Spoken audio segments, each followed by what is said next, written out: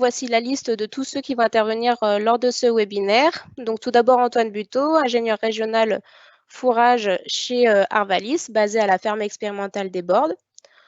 Nous avons Sophie Chaud, conseillère spécialisée en agronomie et production végétale à la Chambre d'agriculture de Haute-Vienne, basée à Limoges.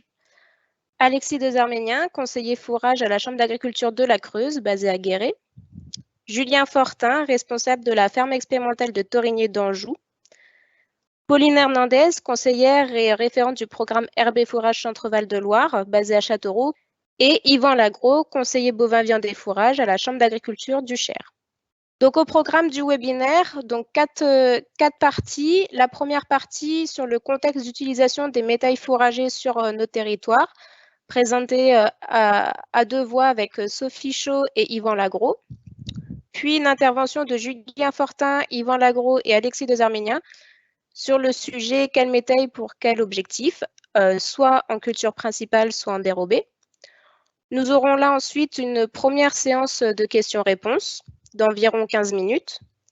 Ensuite, Antoine Buteau prendra la parole pour parler des itinéraires techniques de culture. Et on terminera par une intervention de Julien Fortin et Antoine Buteau sur la valorisation des métails par les bovins, avant d'avoir notre seconde partie de questions-réponses.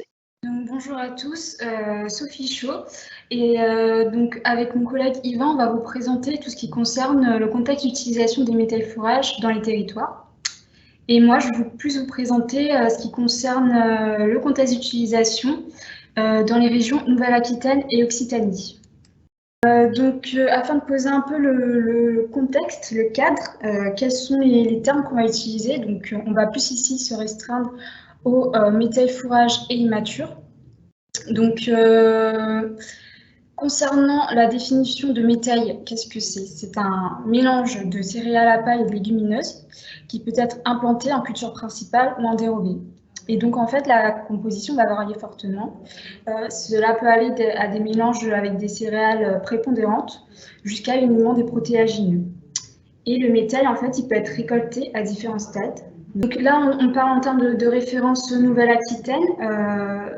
Pour les stades de récolte, il faut surveiller le stade de l'espèce qui est la plus présente. Et donc, pour la céréale, on va la récolter avant ou tout début épiaison. Ou si on se base sur les protéagineux, donc par exemple les vraies ou pois, ce sera le stade début floraison. En degrés jour, en quoi ça correspond? Ça correspond à 850-800 degrés jour, base 1er février. Alors, dans le cadre du projet Carpezo, en fait, c'est un projet qui va promouvoir, dans ce projet-là, on travaille sur les métaux grains et fourrage. On a diffusé un questionnaire à destination des conseillers et des agriculteurs. Et donc, afin de faire un état des lieux des besoins des agriculteurs et notamment des conseillers en termes de fourrage, mais aussi voir quels étaient leurs besoins par rapport à cette culture-là. On a récupéré en tout 150 réponses et dont 57% des réponses sont des agriculteurs et des éleveurs. Et donc pour la suite, moi je vais plus vous parler des résultats qu'on a eus dans le cadre des réponses des agriculteurs. Alors là, nous avons une carte de la répartition des réponses des agriculteurs. Donc, nous ne sommes pas restreints ici aux régions Nouvelle-Aquitaine et Occitanie. On a en fait récupéré les réponses qui nous venaient. Le but était de pouvoir récupérer le maximum de réponses. Donc, évidemment, les réponses sont les plus présentes au niveau des régions Nouvelle-Aquitaine et Occitanie, mais on a également les régions Pays de la Loire et Bourgogne-Franche-Comté. Et parmi les questions qu'on a posées aux agriculteurs, donc on leur a demandé depuis combien de temps ils cultivaient le métail. Et donc en bas dans le diagramme, on a une répartition en fait de la réponse des agriculteurs en fonction de l'ancienneté de leur culture en métail. Et donc en majorité, on a 43% qui, donc en bleu-vert là qu'on voit, qui cultivent le métail avec une ancienneté de 1 à 5 ans. Et ensuite, en orange, on a une ancienneté de 5 à 10 ans. Ensuite, on leur a également demandé quels étaient pour eux, ou du moins quels freins étaient ils rencontraient lors de la culture du métail. Et donc, ce qui arrivait principalement en tête, c'était le coût des semences, notamment des semences en protéagineux, mais également de la variabilité de la récolte. Donc, on parle de variabilité en termes de quantité, de rendement.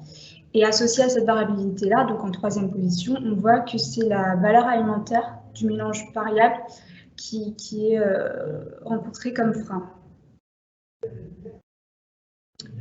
On a demandé également les avantages qu'ils considéraient par rapport à la culture du métail.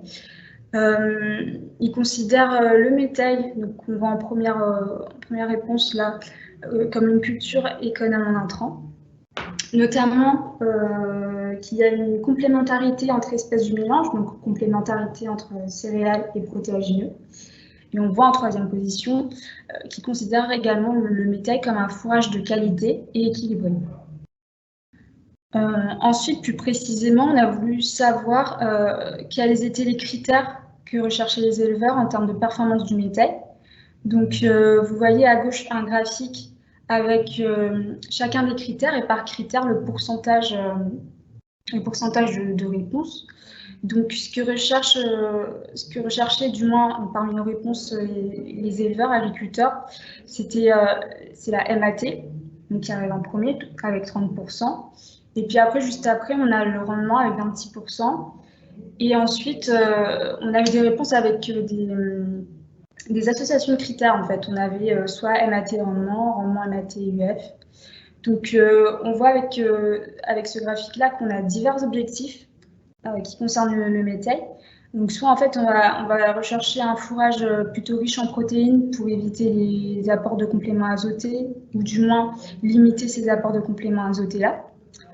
Ou encore avoir avec le rendement une autonomie alimentaire, une sécurisation au niveau du stock fourrager, ou encore quand on a des associations de critères, avoir un fourrage qui est plutôt équilibré. En termes de valeur, qu'est-ce que ça donne? On a des valeurs de MAT que recherchent les éleveurs qui vont de 14 à 18%. Donc MAT, là, c'est matière azotée totale. Et concernant le rendement, des rendements qui vont de 3 à 6 tonnes de matière sèche par hectare, qui sont plutôt recherchés ici, dans le cas des métails fourragers. Ensuite, il a été question de savoir comment ces métails-là étaient intégrés dans les rations. Donc là, juste petite précision, j'ai pas fait de pourcentage en fait de type de ration parce qu'en fait les rations étaient tellement diverses qu'il était impossible de faire des catégories de rations.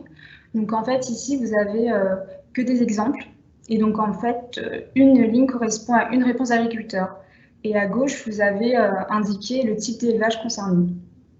Donc en bleu ce qui nous intéresse c'est la quantité de métail, la part de métail du moins dans la ration en bleu, et puis en rouge, on a la part d'herbe, en jaune, le maïs ensilé, en vert, le foin, et en orange, l'herbe pâturée.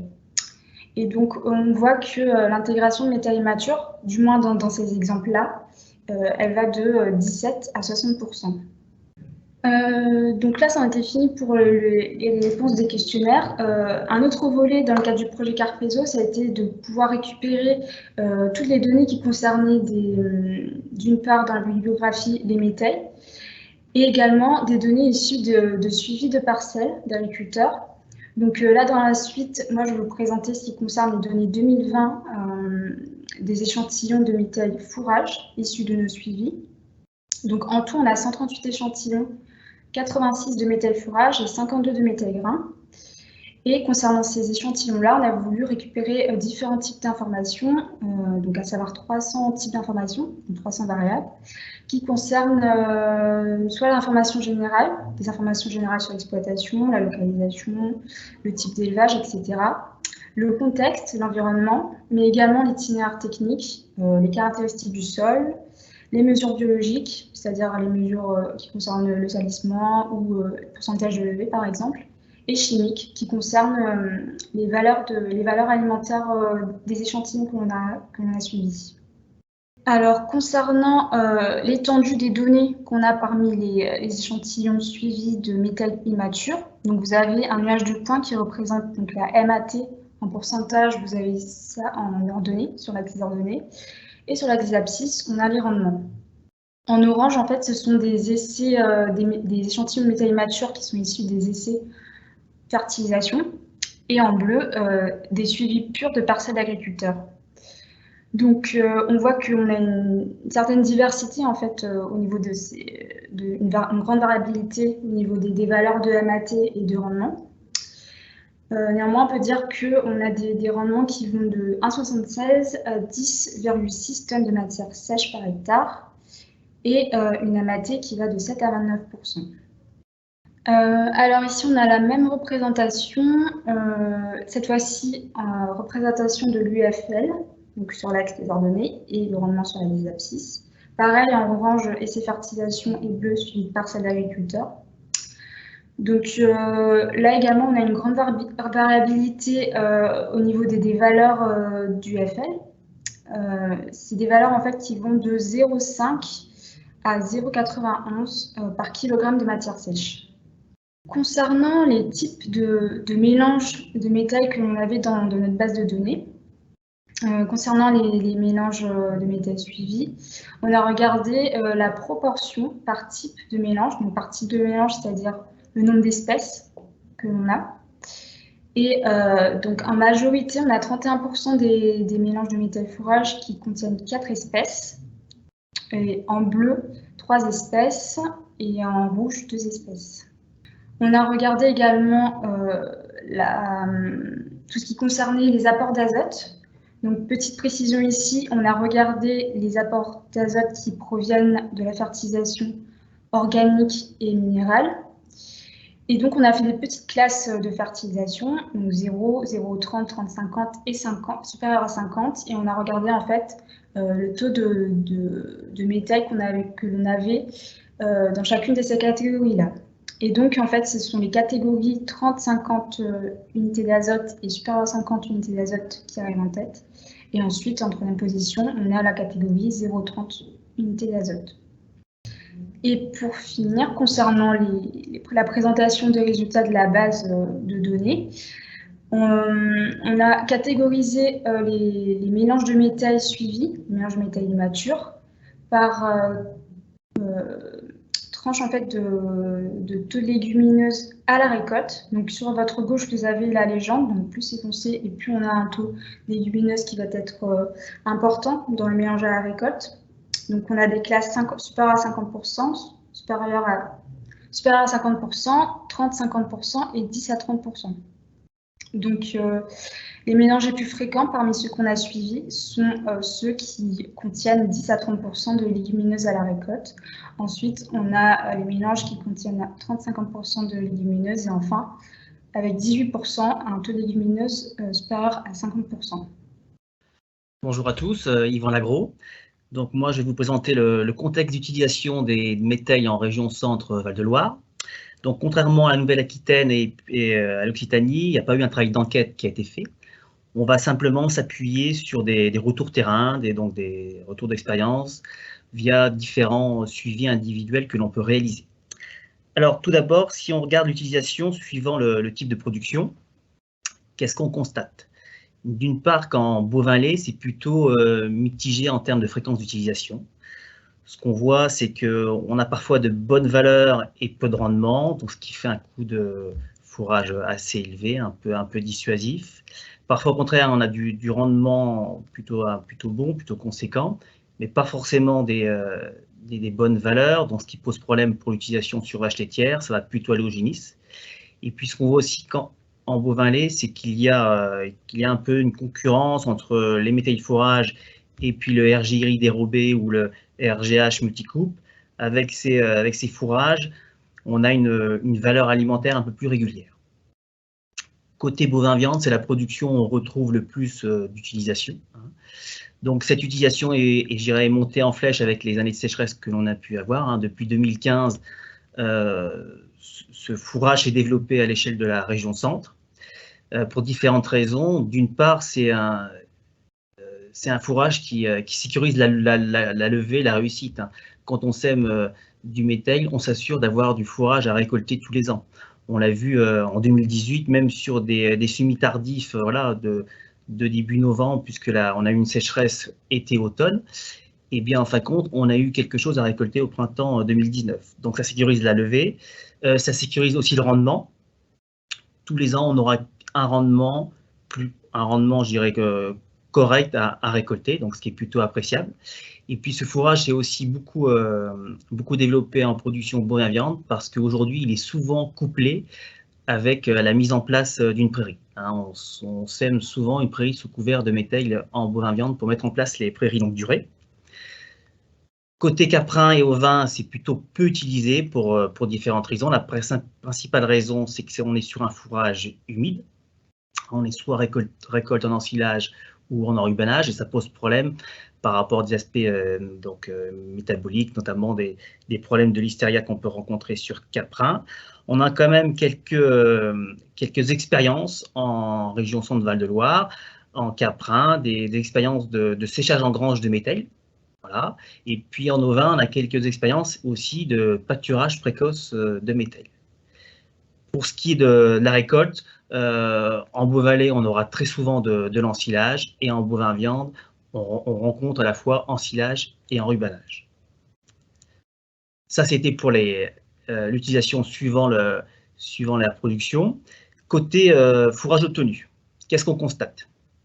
Bon, grosso modo, il y a deux grands types de fourrages qui sont récoltés aujourd'hui en région centre au niveau des méthails. On est soit sur une récolte précoce, c'est-à-dire avant épiaison des céréales, on va faire un rendement à 3-4 tonnes de matière sèche avec un niveau énergétique entre 0,85 et 0,9 UFL et puis 15 à 17% de protéines. Soit on est sur des fourrages un peu plus élevés en rendement, c'est une récolte, je dirais, intermédiaire avec des céréales épiées, où là on va trouver 5 à 8 tonnes de matière sèche et avec des valeurs moindres, 0,75 à 0,8 UFL et puis simplement 10 à 12% de protéines. Ce qui est de la récolte tardive, c'est-à-dire sur des céréales récoltées au stade laiteux pâteux du grain, c'est aujourd'hui très peu pratiqué en région centre. Ça l'a été il y a 10-20 ans, mais aujourd'hui on est sur des récoltes plus précoces. Voilà pour cette partie. Par rapport à la valorisation zootechnique, si on se concentre au niveau des bovins laits et des bovins viande, qui sont les deux principales catégories animales qui en utilisent. Alors, côté bovin lait, si on fait de la qualité, donc là, ça sera pour les vaches laitières, c'est soit récolté avec de l'herbe, hein, donc c'est soit en même temps qu'une deuxième coupe de RJ ou alors une première coupe de luzerne, tout ensilé en même temps, ou alors, en fin de compte, cette récolte de méthyle est ensilée seule et va dans un silo sandwich.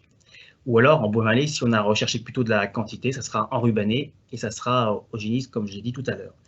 Pour ce qui est des bovins viande, là, par contre, on rencontre vraiment une très grande diversité de situations. Et pour l'illustrer, je vais m'appuyer sur différents suivis un peu individuels que je réalise au niveau du département du Cher. Là, chez 11 exploitations bovins viande. Qu'est-ce qu'on constate tout d'abord au niveau mode de stockage? Vous voyez, on retrouve à la fois de l'enrubanage et puis de l'ensilage, à peu près moitié-moitié. Quand c'est ensilé, aujourd'hui, on a souvent en bovin viande des silos, je dirais, seuls de méthyle. Et donc, ce méthyle a souvent un petit peu détrôné le RJ. Hein. Les éleveurs qui faisaient du RJ font plutôt un peu du méthyle à la place. Parfois, en fin de compte, ce méthyle est ensilé en même temps qu'une coupe de prairie multi-espèces. Hein. C'est pour ça que je vous parle des fois de silos en mélange avec de l'herbe. On récolte le méthyle en même temps qu'une prairie multi-espèces. Ça, c'est pour le stockage. Côté animaux, et bien là, par contre, on retrouve vraiment différentes, je dirais, catégories. Hein. C'est pas centré sur une ou deux catégories.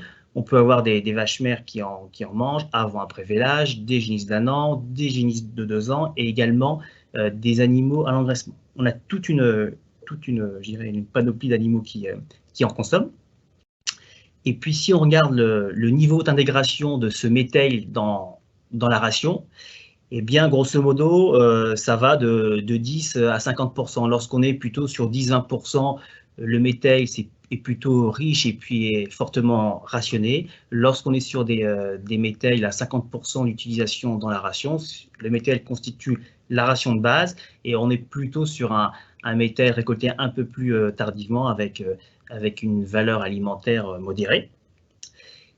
Et pour terminer, si on regarde comment est intégrer ces métels dans l'assolement, dans la rotation. On constate que dans la moitié des cas, on est plutôt sur une utilisation sous couvert, c'est-à-dire qu'on va semer une prairie sous couvert de métèil, hein, soit une prairie multi-espèces, soit un trèfle violet, ça peut être aussi une luzerne, soit en fin de compte, on est en double culture. Voilà, donc une fois qu'on a récolté le métèil, et bien en fin de compte, on fait soit, par exemple, un sorgho grain ou un sorgho fourragé multicoupe, ou du maïs en silage, ou du teff grasse, ou voire même du sarrasin. Voilà pour cette partie contexte.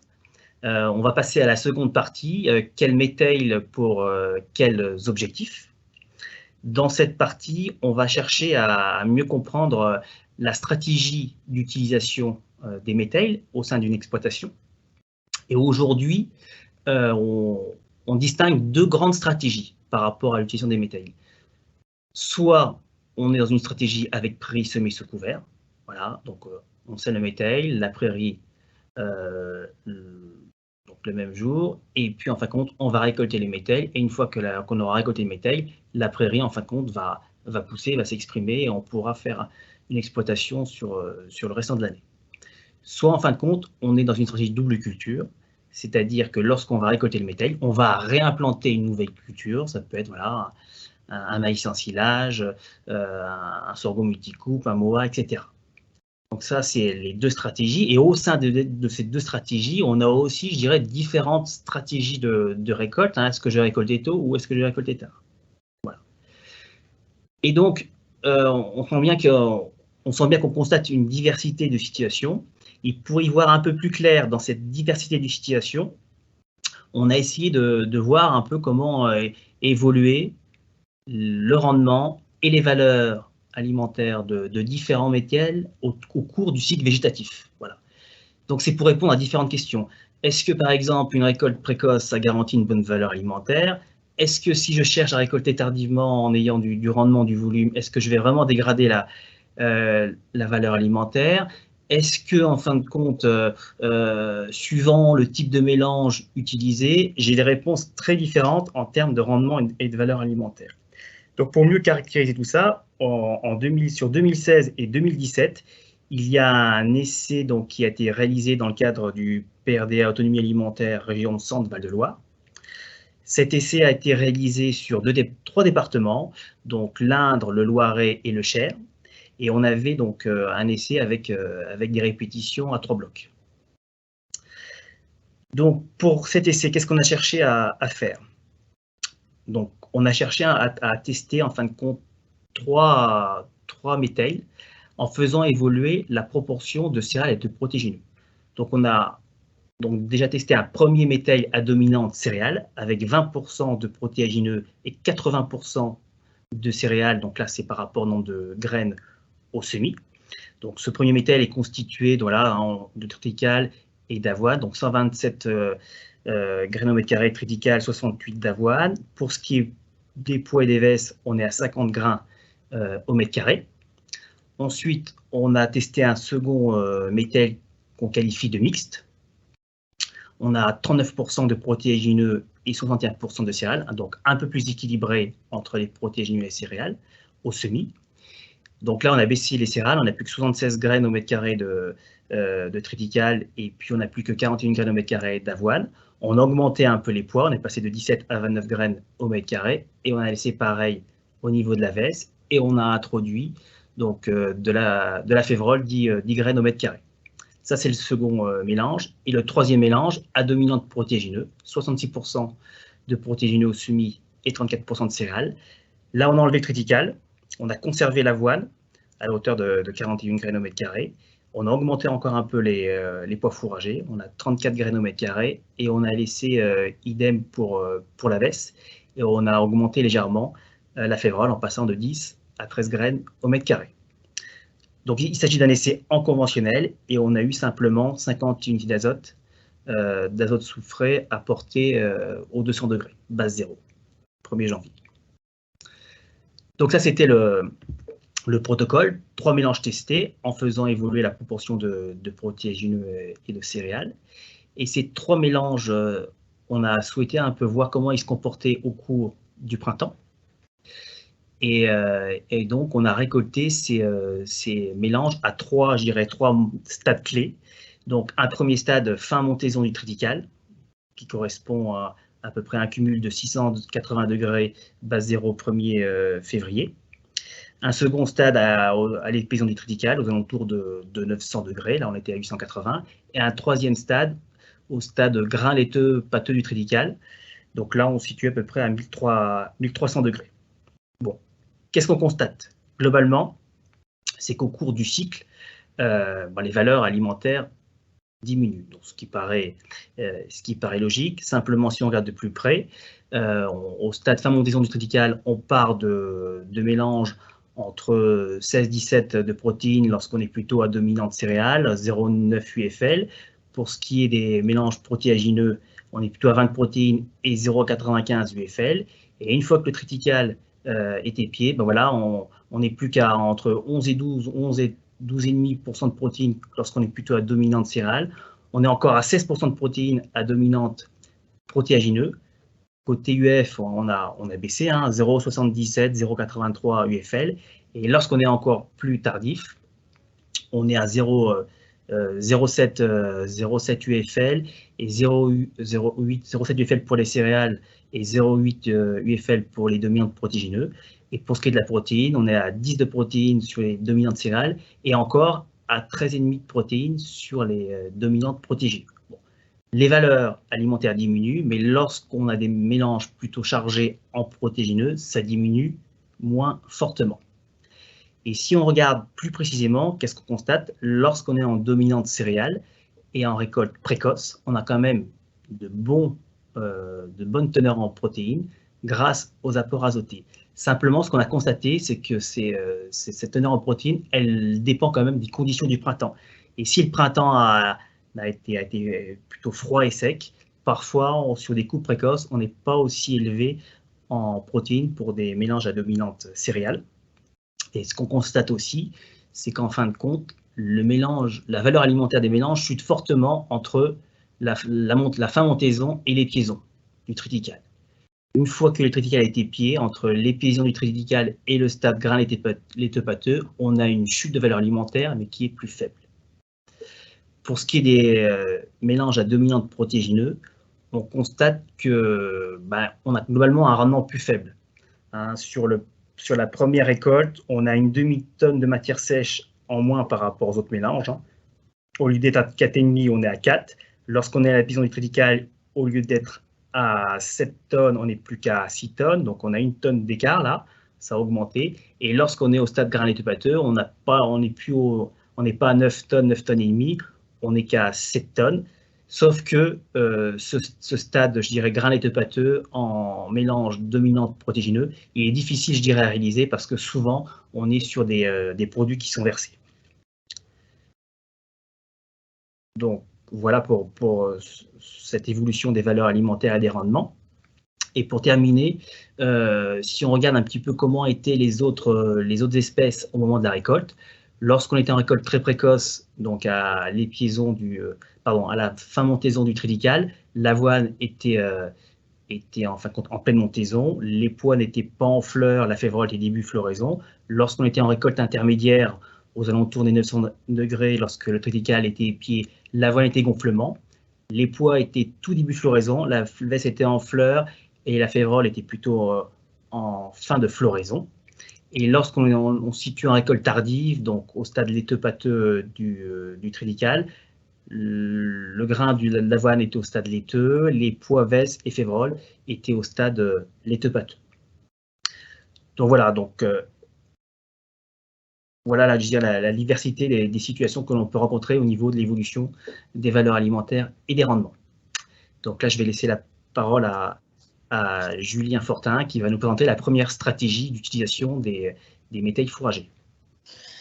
Merci Yvan, donc bonjour à tous, Julien Fortin de la ferme expérimentale de Torigny d'Anjou. Donc effectivement, je vais vous présenter des résultats que j'ai compilés avec Bertrand Davot, mon collègue sur la ferme, autour de la problématique des implantations de prairies sous couvert. Alors ces résultats, ils sont issus de travaux conduits sur la ferme de Torigny, qui est située dans le Maine-et-Loire, et qui a la particularité d'être conduite totalement en agriculture biologique avec un système de polyculture élevage.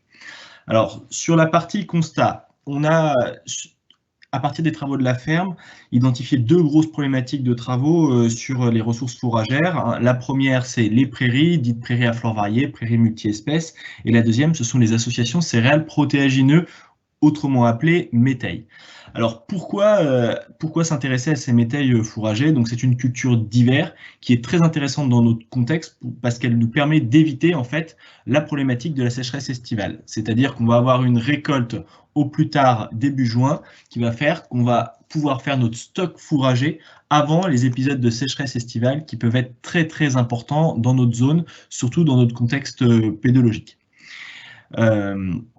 Se pose une question, par contre, à la suite de ces associations céréales protéagineuses, en fait, c'est quelle culture on met en place derrière. Parce qu'avec une récolte en juin et des conditions pédoclimatiques peu favorables à l'implantation, bien souvent, on n'a pas d'interculture entre ce métail et la culture suivante.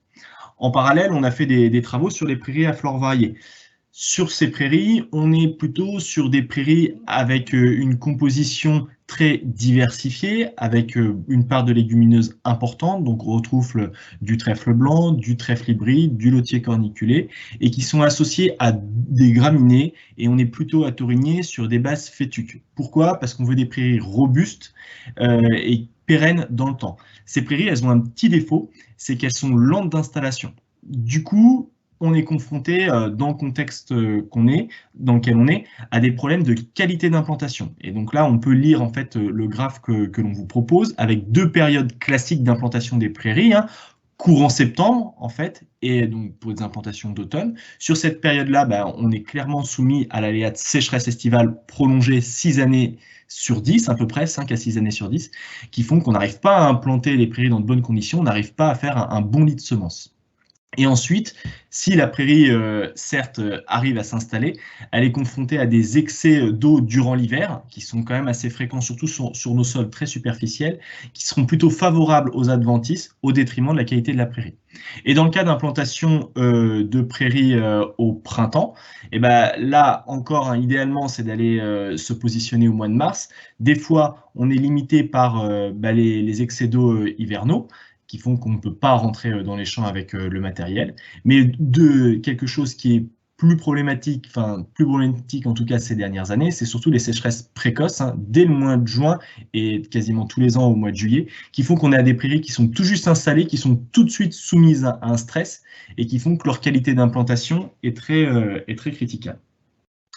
Du coup, par rapport à ces constats, on s'est fixé un objectif, en fait. C'est est-ce qu'on est en mesure de décaler la date d'implantation des prairies pour réduire le salissement en phase d'installation, mais aussi accroître la production de biomasse. Alors pour cela, on s'est dit, on pourrait peut-être implanter nos prairies sous couvert de métail. Donc, on va reprendre le schéma en fait, qui illustre la méthode utilisée.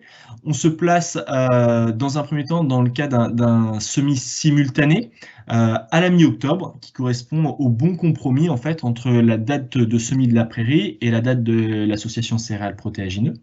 Donc, on sème la prairie, alors soit en 2 passages, soit si on a un semoir à double caisson en un seul passage. Donc, la prairie est semée en superficielle et l'association céréale protéagineux est semée à 2-3 cm de profondeur. Le tout est roulé. Donc ça, c'est un premier itinéraire que nous avons testé.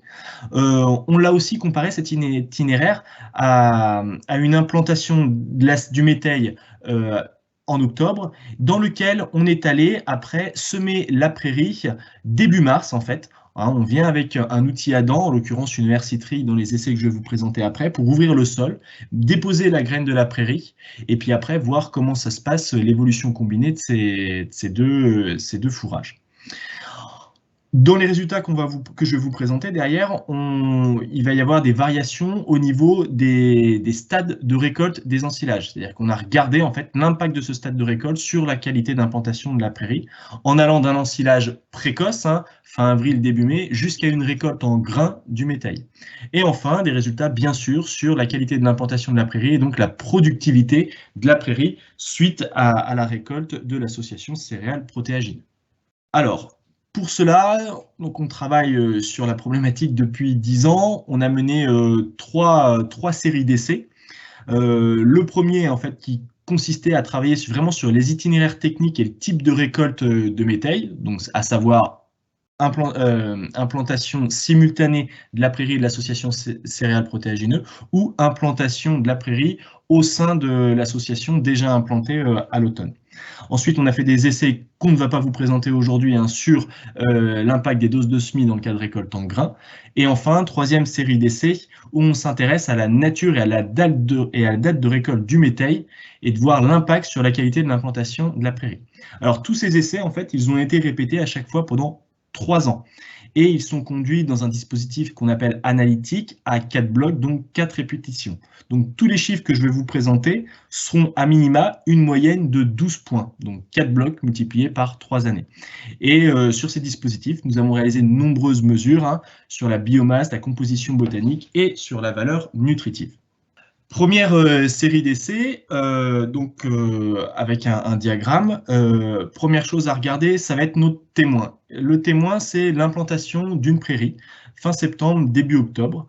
Et on regarde sa productivité sur 2 années. Donc la première année en vert foncé, à 0, et la deuxième année à 1 en vert clair. Qu'est-ce qu'on observe? On observe une productivité équivalente sur les 2 années, à hauteur de 7,2 tonnes de matière sèche par hectare, avec une prairie partiellement bien installée, pour pas dire pas très bien installée en fait, c'est-à-dire que sur le premier cycle de l'année 0 en fait, avec une productivité à 2,5-3 tonnes de matière sèche, on a une part largement majoritaire de diverses, donc c'est-à-dire qu'on récolte un fourrage de mauvaise qualité, et qui surtout laisse de la place aux mauvaises herbes derrière dans la prairie. Néanmoins, une productivité quasiment à 15 tonnes de matière sèche. Ce témoin, on l'a comparé aux 2 itinéraires qu'on voulait tester. Donc, tout à gauche, l'implantation simultanée de la prairie avec l'association céréales protéagineux.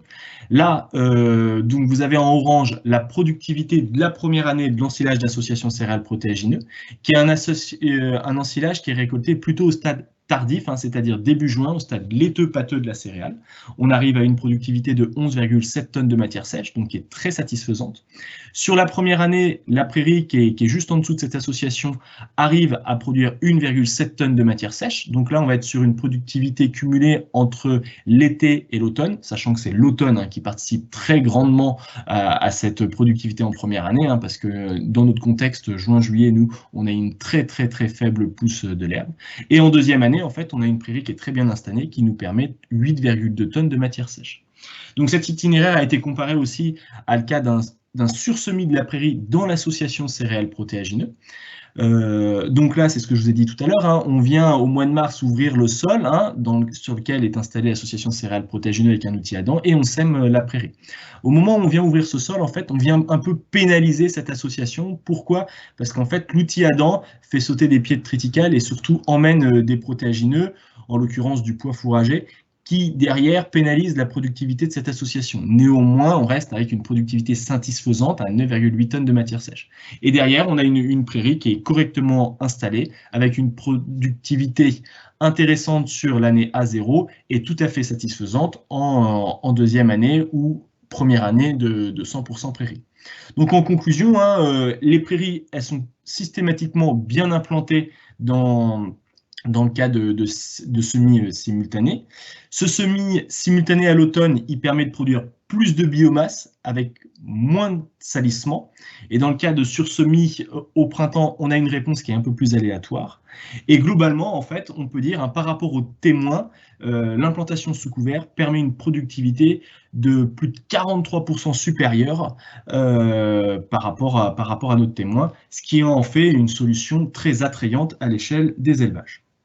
Ensuite, on a conduit un essai, toujours pendant 3 années, pour s'intéresser à l'impact du stade de récolte et de la nature de ces métails sur la qualité d'implantation des prairies. Donc, sur la gauche, vous avez les 3 associations, 3 mélanges que nous avons testés. Alors, le premier, qu'on va appeler mélange protéagineux, plutôt orienté donc protéagineux, avec une faible quantité d'avoine, 40 grains par mètre carré, et une quantité importante de protéagineux, sur une base poids fourragé, 15 grains par mètre carré, 40 grains par mètre carré de poids protéagineux, 15 grains par mètre carré de veste et 20 grains par mètre carré de févrole. Donc un mélange très protéagineux. Ensuite, nous avons un mélange dit mixte, où là, on aura une demi-dose pleine de triticale, donc à peu près 125 grains par mètre carré, une demi-dose de févrole, 20 grains par mètre carré, et 15 grains par mètre carré de poids fourragé et 15 grains par mètre carré de veste. Donc voilà une stratégie dite mixte. Et enfin, le dernier mélange qui a été travaillé depuis 20 ans sur la ferme de Torigné. Là, on est vraiment sur une base céréale, donc plutôt un mélange productif, 250 grains par mètre carré de triticale, qui est associé à 15 grains par mètre carré de poids fourragé et 15 grains par mètre carré de veste. Donc on a implanté ces trois mélanges avec une prairie bien sûr en dessous. La prairie, c'est toujours la prairie qui nous apporte entière satisfaction dans notre contexte, c'est-à-dire qu'on est sur une base fétuque associée à du raisin anglais, plus 3 légumineuses, trèfle blanc, trèfle hybride, lotier corniculé. Et là, on a regardé l'impact des 3 stades de récolte qui sont schématisés sur la diapo, avec une récolte plutôt début mai, au stade floraison des protéagineux, une récolte fin mai au stade floraison des céréales, et enfin une récolte début juin au stade laiteux pâteux du grain des céréales. Et là-dessus, en fait, on a regardé toutes les composantes autour de la biomasse et de la valeur nutritive, mais aussi de l'intérêt économique ou non d'une stratégie plus qu'une autre. Alors, en termes de résultats, d'abord une illustration sur la productivité. Donc, nous avons bien nos 3 stades de récolte et les différents mélanges testés. Donc, au final, on a 7 modalités. On va s'intéresser d'abord à la récolte précoce qui est tout à gauche, avec encore plus à gauche notre mélange protéagineux et ensuite le mélange mixte. Le mélange à base de céréales, on l'a testé uniquement dans le cas d'une récolte tardive parce que le bon sens fait qu'on ne teste pas ces mélanges en termes de récolte précoce ou intermédiaire parce que la question ne se pose vraiment pas. Alors si on en vient à cette récolte précoce, on voit que on a un potentiel de rendement qui est plus important en fait avec une composition qu'on va dire mixte. Concrètement, c'est qu'on a un potentiel productif des protéagineux qui est moindre. Dans le cas de la récolte intermédiaire, on a des rendements équivalents, donc supérieurs à 7 tonnes de matière sèche, donc une très bonne réponse de ces métailes. Et enfin, dans le cas d'une récolte tardive, là, on a une réponse encore plus importante en termes de productivité. Donc, on voit bien qu'on a un gradient de productivité qui s'explique par le temps, qu'on a réussi à quantifier. Concrètement, aujourd'hui, on peut dire que par hectare et par jour, on a 110 kg de matière sèche qui sont produits de jour en jour en fait sur la période du mois de mai, qui font qu'on a, si on veut aller chercher de la productivité, tout intérêt en fait à décaler la date de récolte. Ensuite, on a regardé, donc en représenté en vert, l'impact sur la productivité des prairies. Donc là encore, plus la récolte est précoce, plus la productivité estivale des prairies est importante. Pourquoi? Parce qu'on a un temps de repousse post-récolte qui est plus important. Néanmoins, dans chacune des situations, on avait une qualité d'implantation des prairies qui était tout à fait satisfaisante. Et enfin, en vert foncé, nous avons la productivité automnale des prairies, qui en l'occurrence là ne présente pas de différence significative, quelle que soit la stratégie utilisée. Alors un petit point de vigilance quand même à apporter à ces résultats, c'est dans le cas d'une récolte tardive, avec un mélange qui est très riche en protéagineux. On a de vrais problèmes de verse, donc qui ont été très importants sur l'année 2020, avec 45% de veste, donc qui s'explique tout simplement par la nature de cette flore. Voilà, les protéagineux, ils ne sont pas très adaptés à ces récoltes tardives et compliqués à être récoltés dans de bonnes conditions avec la mécanisation dont nous disposons. Donc, suite à ces résultats sur les rendements, on va regarder les résultats sur les valeurs nutritives. Alors, on va lire ce tableau ligne par ligne. Donc, nous avons dans un premier temps le pourcentage de matière sèche. Qu'est-ce qu'on observe? C'est bien sûr, c'est évident. Plus on va avoir une récolte tardive, plus il sera simple pour nous d'aller chercher des taux de matière sèche élevés. Alors ça, c'est quelque chose qui est très important, notamment dans le cas de récolte précoce, en fait, avec tous les enjeux de conservation et donc de qualité du produit et donc d'ingestibilité de ce fourrage par les animaux derrière. Clairement, l'enjeu du préfanage, il est important et dans le cas de récolte précoce, on peut avoir des mauvaises surprises. Donc des itinéraires, des chaînes de récolte qui sont sûrement plus difficiles à maîtriser pour avoir des taux de matière sèche satisfaisants, assurant une bonne conservation du fourrage. Au niveau des rendements, donc on l'a vu dans la diapo précédente, au niveau du pourcentage de protéagineux, et ben, le pourcentage de protéagineux, en fait, il reste stable dans le temps. Alors, on sait très bien que ce pourcentage, il va jouer sur la valeur nutritive. Donc, on pouvait s'attendre peut-être à une évolution de ce pourcentage dans un sens ou dans un autre. En l'occurrence, on observe qu'il est très très stable. Donc, on a une évolution constante de la céréale et du protéagineux.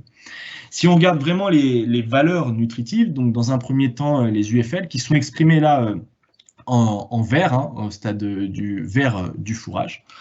Dans le cas d'une récolte précoce, on a un léger avantage avec notre mélange riche en protéagineux, hein, avec 0,95 UFL contre 0,90 UFL par rapport à notre mélange mixte. Dans le cas d'une récolte intermédiaire, on a peu d'effet en fait de la nature du mélange sur la valeur nutritive, et idem dans le cas d'une récolte tardive. Donc en fait, la valeur énergétique du fourrage semble s'expliquer en grande partie par le stade de récolte de ces derniers. Par contre, sur la matière azotée totale, on a des choses beaucoup plus précises en fait. Plus le fourrage il va être riche en protéagineux, plus il va avoir une valeur azotée forte, et cet effet sera amplifié avec la date de récolte. Plus on aura une date de récolte précoce, plus on pourra espérer avoir un niveau de MAT important. Voilà, pour synthétiser ces résultats, on va passer à ce graphique en fait, qui représente une synthèse de l'équilibre en fait, productivité et valeur nutritive à atteindre à partir de ces mélanges. Donc sur l'axe des ordonnées, vous avez la productivité exprimée en MAT par hectare, et là on va s'intéresser à la productivité globale de l'itinéraire technique, c'est-à-dire qu'on va cumuler de la MAT issue d'associations céréales protéagineux, de métailles, et issue de prairies, parce que on parle d'implantation sous couvert, et donc on a la prairie. Et puis après, sur l'axe des abscisses, vous avez le cumul de biomasse. Donc là, il y a trois grandes stratégies qui ressortent. Plutôt une stratégie à aller chercher de la valeur. Dans ce cas-là, on va se positionner avec une récolte précoce et un mélange assez riche en protéagineux, donc qui va nous permettre d'avoir une MAT supérieure à 15% et plus de 0,9 UFL, qui s'explique aussi par une productivité plus importante de la prairie derrière. Une stratégie plutôt qu'on va qualifier d'équilibre, qui va être peut-être un bon compromis entre valeur nutritive et productivité, avec cette fois-ci notre mélange de nature mixte, donc demi-dose de triticale, demi-dose de févrole, plus du pois et de la vesse, qui va permettre en fait d'avoir une productivité qui va affleurer les 10 tonnes de matière sèche et une valeur nutritive très très satisfaisante, 0,86 UFL et plus de 13% de MAT. Et enfin, une stratégie volume qui est très intéressante en termes de résultats par rapport à l'historique des essais qui avaient été conduits sur la ferme de Torigné, où on répétait en fait que pour du volume, il nous fallait plutôt un mélange riche en céréales. Donc c'est le point rouge que vous avez en bas à droite sur le graphique, qui correspond un peu à notre témoin historique sur la ferme. Et cet essai en fait nous permet de voir qu'on arrive à avoir plus de productivité et aussi plus de valeur nutritive avec un mélange dit mixte, donc enrichi en protéagineux, et qui à l'échelle du système du coup présentera de multiples avantages donc sur ces deux aspects, productivité et valeur nutritive. Voilà, en guise de conclusion, on peut dire que les implantations de prairies sous couvert, c'est vraiment une technique qui marche très très bien. Idéalement, elle est réalisée à la mi-octobre. La céréale, l'association céréale protéagineux à 2-3 cm de profondeur, la prairie en superficielle et bien sûr un roulage derrière. Que quel que soit le stade de récolte ou la nature de cette association céréale protéagineux, on a toujours des prairies qui sont bien implantées. Donc ça, c'est déjà un premier résultat. Et que le choix de la nature et la date du récolte de cette association céréale protéagineux dépend de plusieurs choses en fait, de la valorisation envisagée par les animaux, soit sous forme d'enrubanage, soit ensilé, sur des animaux à fort besoin, à faible besoin, des animaux en croissance. Donc ça, en fonction de l'objectif d'utilisation, on peut ajuster la nature et le stade de récolte du mélange, mais éventuellement aussi du parcellaire. Des fois, on a besoin de prairies à disposition et pourtant on a une parcelle à côté des bâtiments qui doit rentrer dans la rotation. Donc dans ce cas-là, peut-être plutôt orienter les choses vers un mélange riche en protéagineux, une récolte précoce qui permettra de disposer de la prairie dès le premier printemps. Néanmoins, on voit bien que ce sont les récoltes intermédiaires, donc autour de la mi-mai, qui présentent de nombreux avantages aussi, avec une composition plutôt mixte, une part de protéagineux satisfaisante, qui permet de gagner du volume sans pénaliser la valeur, qui permet aussi d'avoir une fenêtre de récolte beaucoup plus large, avec tout l'enjeu du préfanage, qui n'est pas évident à réaliser sur ce type de fourrage, et aussi des meilleures conditions de portance. En l'occurrence, nous, en Pays de la Loire, des fois, aller engager des chantiers d'ensilage début mai, ce n'est pas toujours évident, et ça peut vraiment pénaliser les sols derrière. Et en l'occurrence, quand on a une prairie sous notre métail, c'est préjudiciable en fait pour la prairie. Donc au final, on peut dire qu'on a réussi à mettre en avant des itinéraires techniques innovants et sécurisés qui permettent vraiment de contourner la sécheresse estivale. Donc avec ces implantations sous couvert, on n'a vraiment plus du tout de problème d'implantation de prairies. Ça limite fortement les interventions mécaniques, parce que concrètement, en une implantation, on arrive à implanter 2 cultures. Donc la charge de mécanisation, elle est fortement réduite. Ça permet d'assurer une productivité supplémentaire, donc ça participe à la sécurisation du système fourrager. Et enfin, surtout dans des contextes d'agriculture biologique où la qualité d'implantation des prairies, elle est souvent difficile, là, on arrive toujours à avoir des prairies très bien implantées. Donc, qu'est-ce qu'une prairie très bien implantée? C'est une prairie avec une faible proportion de diverses, moins de 5%, et surtout une part importante de légumineuses qui va être garant de la nutrition azotée pour nous à l'échelle du système. Voilà pour les implantations de prairies sous couvert. Donc bonjour, Alexis Les Arméniens. Donc moi je vais vous parler du coup des coûts de production. Donc là ça sera pour les CPRDA dans un premier temps. Donc le coût de production là il a été calculé pour 3 types de mélanges, donc mélange céréales, plutôt mixte ou protéagineux, en fonction des différents stades de récolte. Donc soit une récolte précoce, donc la fin montaison de la céréale, récolte intermédiaire, l'épiron du triticale, ou à la récolte tardive. Donc là c'est plus au niveau stade grain laiteux pâteux. Donc du coup, dans ce tableau, qu'est-ce qu'on constate? Plus la récolte est tardive, plus le rendement va augmenter. Et donc du coup, plus la récolte est tardive, plus forcément le coût de production va augmenter à l'hectare. Pourquoi? Parce qu'en fait, on a plus de rendement et du coup, on va faire certainement plus aller-retour entre le silo et le champ. On va mettre plus de temps à ensiler dans la parcelle. Voilà, l'ensileuse va mettre plus de temps. Donc ça va augmenter notre coût de production. Mais par contre, le gros avantage aussi d'avoir des rendements élevés, c'est que si on regarde, on ramène le coût à la tonne de matière sèche, plus on aura un rendement élevé, plus on va diminuer notre coût à la tonne de matière sèche. Et ça, dans tous les cas. Du coup, voilà. Et puis, exactement pareil avec le coût par UFL et par point de MAT. Plus on a un rendement, plus on va diminuer nos charges. Donc, il y aura un phénomène de dilution des charges en fonction de l'augmentation du rendement. Après, donc du coup, si on peut comparer avec un coût de production avec un dérobé un peu plus classique comme le régras, voilà, on observe bien que le coût de production à l'hectare d'un métail, il est plus élevé. Donc ça, ça s'explique parce que voilà, la semence de métail, ça coûte plus cher forcément. Mais après, il ne faut pas regarder, moi je pense qu'il ne faut pas trop regarder le coût de production par hectare, mais il faut aller plus loin de ça. Il faut aller regarder le coût de production à la tonne de matière sèche. Puis là, on constate que le métail, c'est quand même, dans certains cas, on le verra tout à l'heure encore, est plus avantageux qu'un régras récolté en ensilage, une coupe à 5 tonnes de matière sèche. Niveau coût de production et l'essai de taurinier, en fait, c'est le même constat.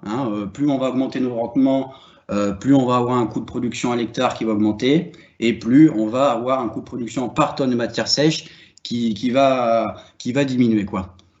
Donc là, c'est exactement. Donc là, c'était un coût de production en bio, et donc pareil pour comparer avec le coût de production d'un régras en bio, le constat est le même.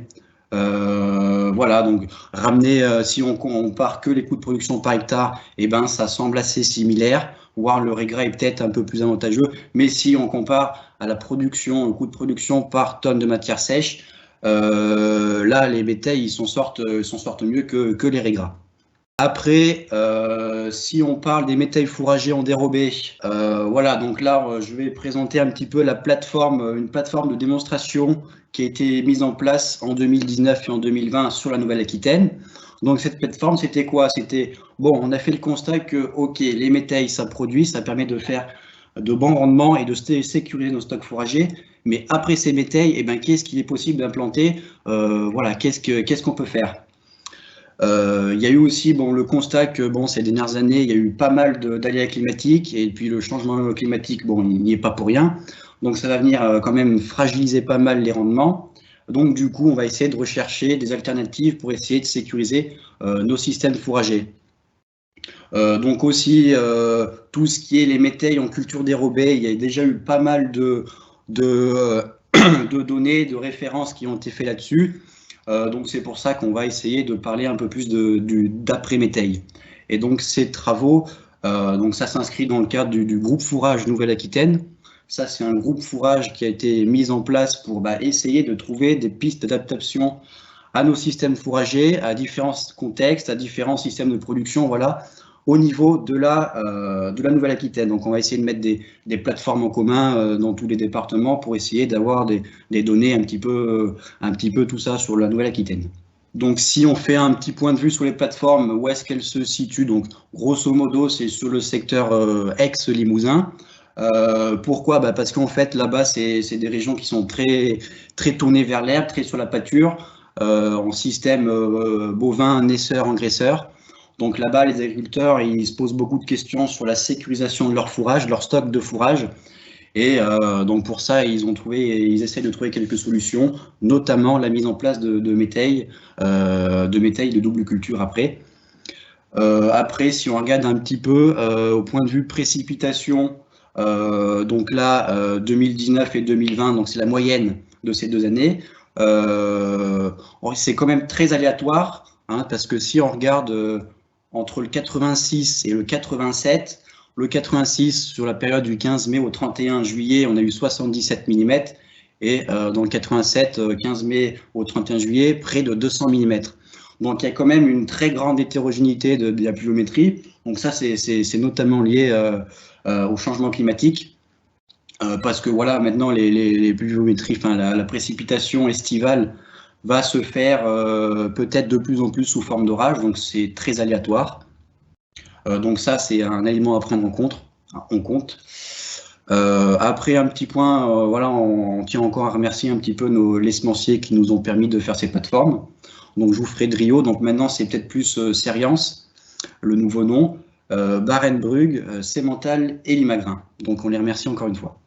Après, du coup, qu'est-ce qui a été testé sur ces protocoles-là? Eh ben, il y a eu plusieurs cultures. Donc, il y a eu du millet perlé avec de la veste, 2 sorgho, un sorgho multicoupe et un sorgho monocoupe, du teff grasse et du mois trèfle d'Alexandrie. Donc, en fait, ces 5 cultures ont été mises en place pour essayer de voir quelle culture est le mieux adaptée après un métail, en comparaison d'une plante témoin qui est le maïs que tout le monde connaît et qui se fait partout pas mal, quoi.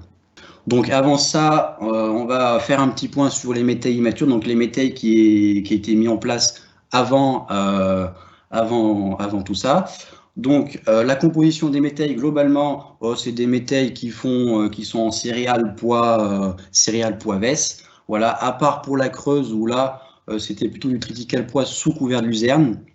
Et à noter que niveau Corrèze, il y a eu un changement de dernière minute. La plateforme s'est mise juste derrière une prairie et il n'y a pas eu de métail juste avant. Donc c'était un petit peu le biais. Voilà. Niveau fertilisation, elles ont toutes eu de la fertilisation, une trentaine ou une cinquantaine d'unités globalement, à part peut-être pour la Creuse où on n'a pas les données. Les dates de récolte, grosso modo, c'est des récoltes intermédiaires à tardives, donc entre 900 et 1150 degrés jour, en somme de température. Donc du coup, après, au niveau des rendements, comme on l'a vu tout à l'heure, ça va avoir un impact sur les rendements. Plus on va récolter tard, plus on risque d'avoir des bons rendements. Et valeur alimentaire, pareil, en récoltant tard, on va avoir un petit décrochage de nos valeurs alimentaires. Et en récoltant tôt, on a un petit peu moins de rendement, mais les valeurs alimentaires seront quand même là. Après, donc, petite conclusion donc, des métayes. Donc, c'était une culture en zéro phyto. Donc, sur toutes les plateformes, il n'y a eu aucun phyto parce que bon, le métail s'est très vite développé. Donc, il n'y a eu aucun herbicide, aucun fongicide, rien. Ça a quand même eu l'avantage d'assurer les rendements sur plusieurs années. Parce que si on a fait la moyenne de 2019 et 2020, on a une moyenne supérieure à 6 tonnes de matière sèche hectare, donc c'est plutôt pas mal. Et niveau valeurs alimentaires, ça a été très fortement lié au taux de protéagineux et au stade de récolte. Au stade de récolte, on l'a vu tout à l'heure, pourquoi et au taux de protéagineux, et ben en fait, si on veut avoir un taux de protéagineux, enfin de bonnes valeurs alimentaires à la récolte, il faut essayer de viser, voilà un petit indicateur, viser les 35 pieds de protéagineux sortie hiver. Donc, si on a atteint ces petits objectifs-là en sortie hiver, on peut espérer avoir de bonnes valeurs alimentaires à la récolte. Aussi, ce qu'on peut dire, c'est que ça laisse une terre propre derrière le métail. Et aussi, ça a l'avantage de pas mal travailler la structure du sol en profondeur, notamment grâce aux racines de nos protéagineux et de nos métails. Voilà. Donc, c'est plutôt un avantage pour la culture qui va suivre après. Donc là, si on fait le résultat des plateformes culture après métail sur les 2 ans, qu'est-ce qu'on constate? Eh ben, donc pour les millet, les sorgho, les tèves grasses et le mois, avec un maïs, qui est notre plante témoin. Au niveau des rendements, eh ben, sans surprise, eh ben, voilà, c'est le maïs qui s'en sort le mieux. Hein, il est entre 10 et 14 tonnes de matière sèche par hectare, alors que toutes les autres modalités vont plafonner à 7 tonnes et demie de matière sèche par hectare. Donc là, le maïs, c'est le mieux comporté. Niveau valeur alimentaire, eh ben, toutes les modalités sont plutôt bonnes, hein, voilà, avec un petit avantage, on va dire comme ça, que au niveau de la modalité millet-perlé-vesse, où là on va avoir des taux de MAT qui sont quand même assez importants. Et donc ça, ce sera dû avec le pourcentage de vesse qu'on a trouvé à la récolte. Donc on aura l'occasion de revenir un petit peu là-dessus sur le pourquoi. Et puis, l'indicateur que je trouve qui est quand même assez important à mettre en avant et à prendre en compte, c'est la valorisation de l'eau par la culture. Donc là, ce qu'on constate en fait, c'est qu'en fait, le maïs qui a valorisé le mieux l'eau disponible. Donc en gros, ça veut dire que pour chaque millimètre d'eau disponible et utilisable dans le sol, le maïs, ça lui a permis de produire entre 40 à 73 kg de matière sèche. Donc c'est quand même pas à négliger. Et si on compare ça avec d'autres cultures, et ben là, on va plafonner sur 35-40 kg de matière sèche produite au maximum. Donc là, il n'y a pas photo, c'est le maïs qui s'en sort le mieux. Donc, on a tendance à dire que le maïs, voilà, il consomme beaucoup d'eau et puis il gaspille beaucoup d'eau. Alors certes, il consomme beaucoup d'eau, mais bon, les autres cultures aussi. Mais de là à dire qu'il gaspille de l'eau, et ben là, on se rend compte avec ce petit indicateur-là que c'est faux de dire ça. Au contraire, c'est sûrement lui qui valorise le mieux l'eau disponible, hein, en fonction des pluviométries et des précipitations. Ça sera lui qui va valoriser le mieux l'eau disponible. Après, si on fait un petit point sur les différentes modalités, pour parler du millet et de la vesse, niveau rendement, bon, le rendement a été essentiellement fait par la vesse. Pourquoi? Parce que le millet, il était quasi inexistant, il ne s'est pas exprimé. Donc c'était le gros point négatif. Il y a eu de gros problèmes de germination du millet, donc globalement, il n'était pas adapté pour notre secteur, le secteur limousin, quoi. Niveau valeur alimentaire, pardon. Niveau valeur alimentaire, on a de bonnes valeurs alimentaires. Donc là, c'est essentiellement la veste qui a ramené toutes les valeurs alimentaires qui sont intéressantes. Niveau implantation, là, ça a été compliqué, hein, comme je l'ai dit, le millet, il ne s'est pas du tout exprimé. Il y a eu de gros problèmes de germination. Par contre, à contrario, la veste, elle s'est très vite développée, elle a très vite couvert le sol. Donc, ça a permis un petit peu de compenser cette absence de millet. Après, bon, niveau point de vue récolte-pâturage, niveau récolte, là, bon, on peut le récolter sous différentes façons, hein, en silage, en rubanage, voilà. Mais le point où il faut faire quand même un peu attention, je pense, c'est qu'il faut veiller à récolter la veste, donc la veste velue surtout, hein, dans ce cas-là, avant son stade de grenaison, parce qu'il risque d'y avoir des risques de toxicité quand la veste velue atteint le stade de grenaison. Donc c'est plutôt une culture pour faire du stock, hein, donc le pâturage, pas trop de pâturage quoi. Et coût de production par tonne de matière sèche, et ben là forcément comme il n'y a pas trop de rendement, et ben on va avoir un coût de production par tonne de matière sèche assez élevé. En plus, voilà, les semences ça coûte assez cher, donc forcément on a un coût de production qui est assez élevé. Après, si on fait un petit peu le point de vue au niveau des sorgho, donc sorgho multicoupe et monocoupe, bah, niveau rendement, et ben, ils font de bons rendements. Voilà, parce que le sorgho, c'est une plante qui a besoin de chaleur et de précipitation et d'eau. Lui, le sorgho, l'avantage qu'il a, c'est qu'il va continuer à pousser à 30-35 degrés. Il va continuer à pousser sans trop de problèmes. Là où le maïs, lui, à partir de 25, 28 degrés, il va stopper sa croissance. Donc là, c'est l'avantage du sorgho en année très chaude. Il va prendre le dessus de ce côté-là. Niveau valeur alimentaire, bonne valeur alimentaire, on l'a vu tout à l'heure, c'est pas mal. Niveau implantation, le sorgho multicoupe et monocoupe, il y a une légère différence entre les deux.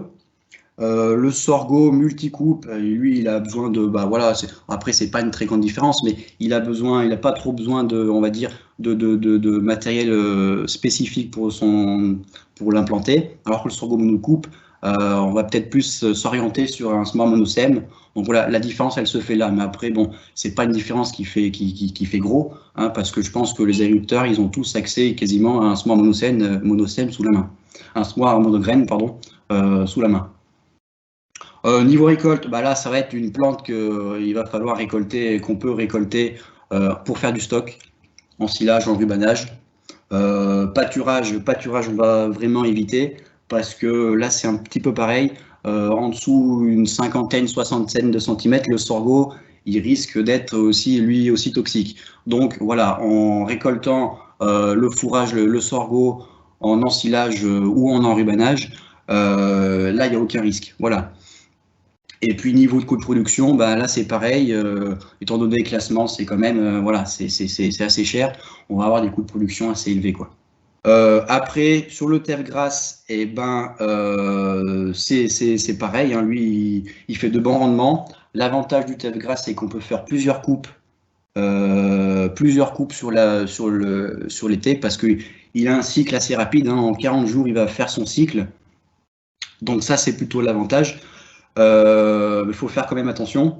Je reviendrai un petit peu là-dessus tout après. Au niveau de la valeur alimentaire, hein, justement, parce que valeur alimentaire, bonne valeur alimentaire aussi.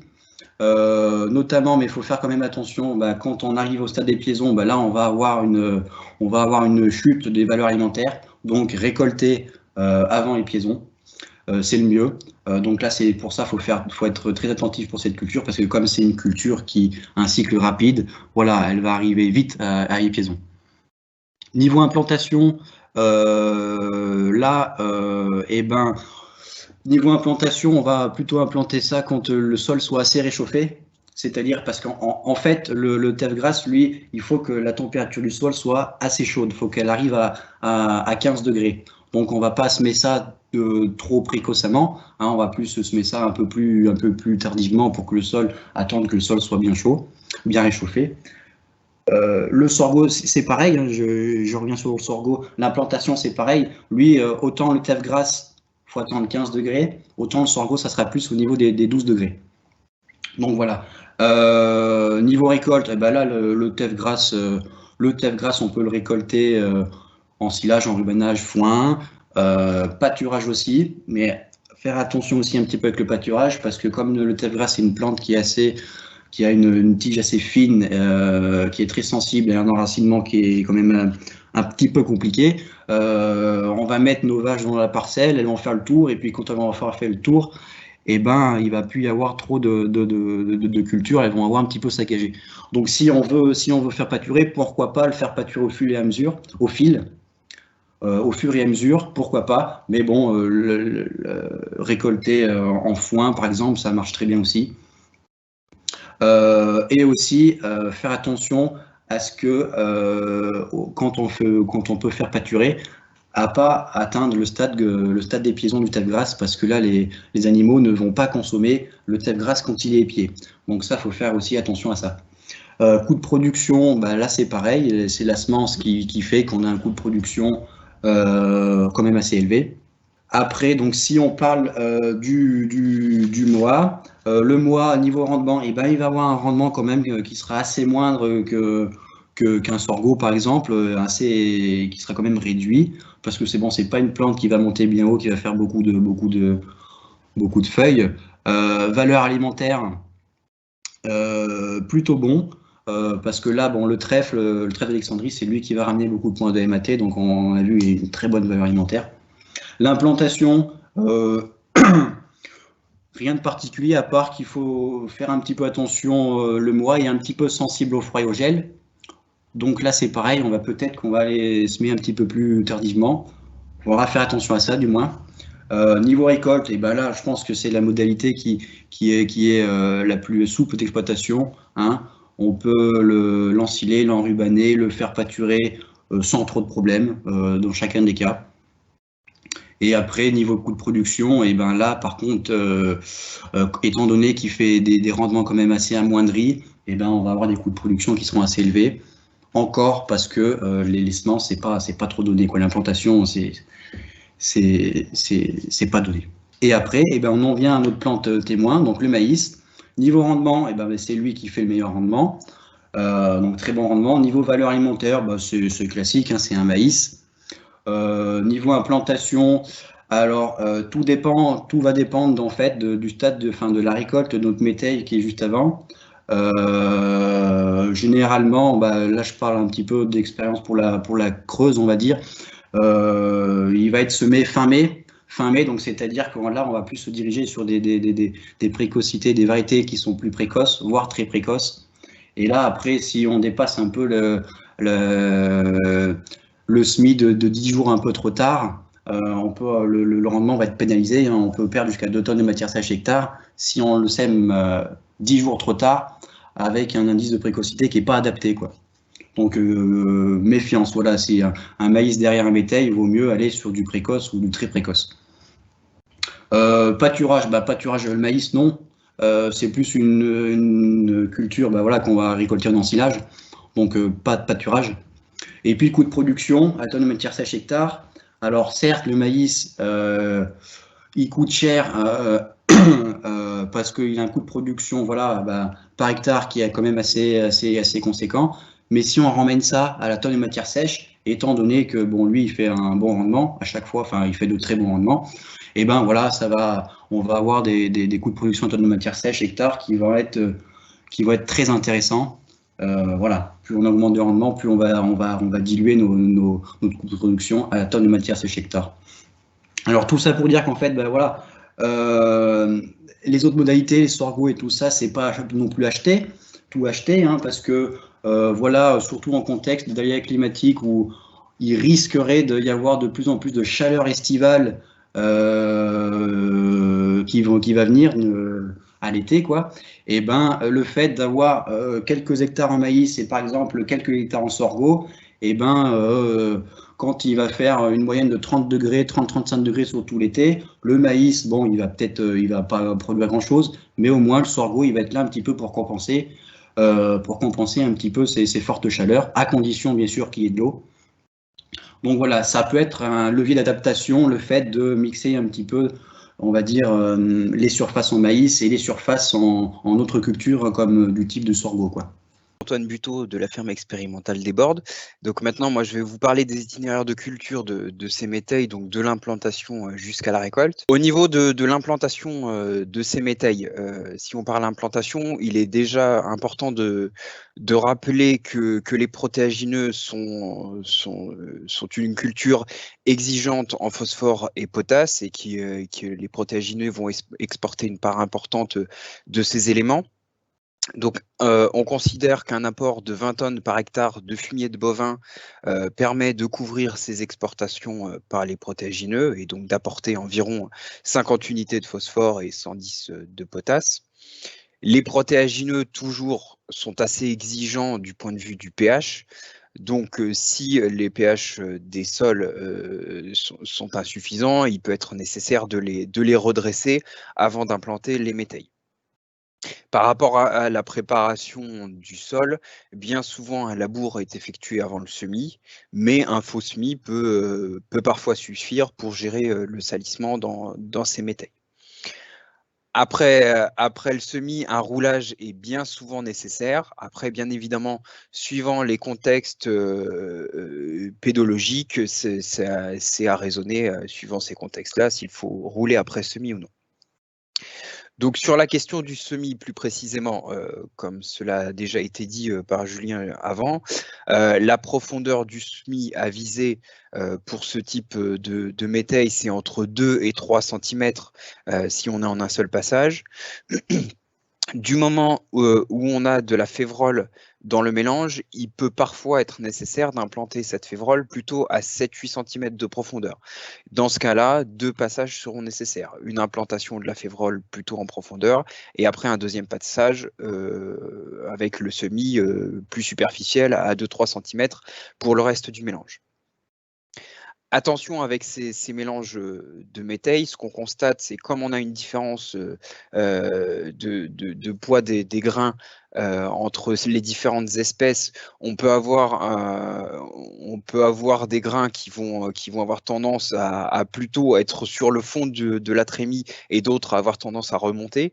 Donc il peut être important aussi au moment du semis d'aller régulièrement quand même mélanger dans la trémie ces grains. Et la date de semis à viser, en moyenne, c'est autour du 15 octobre, à plus ou moins 10 jours, selon les types de sol et selon la conduite qu'on aura pour ces métailles. Au niveau de la fertilisation azotée, celle-ci est raisonnée en fonction évidemment du pourcentage de protéagineux présent dans les métailles, des effluents épandus avant l'implantation et de la réglementation. Par exemple, la réglementation en zone vulnérable sur la région centre, c'est qu'à partir du moment où on implante un métail avec plus de 25% de grains de protéagineux dans le mélange, il est alors interdit d'apporter de l'azote, que ce soit organique ou minéral, sur cette culture. Donc, vérifiez bien les réglementations chez vous pour voir ce qu'il est autorisé ou non de faire.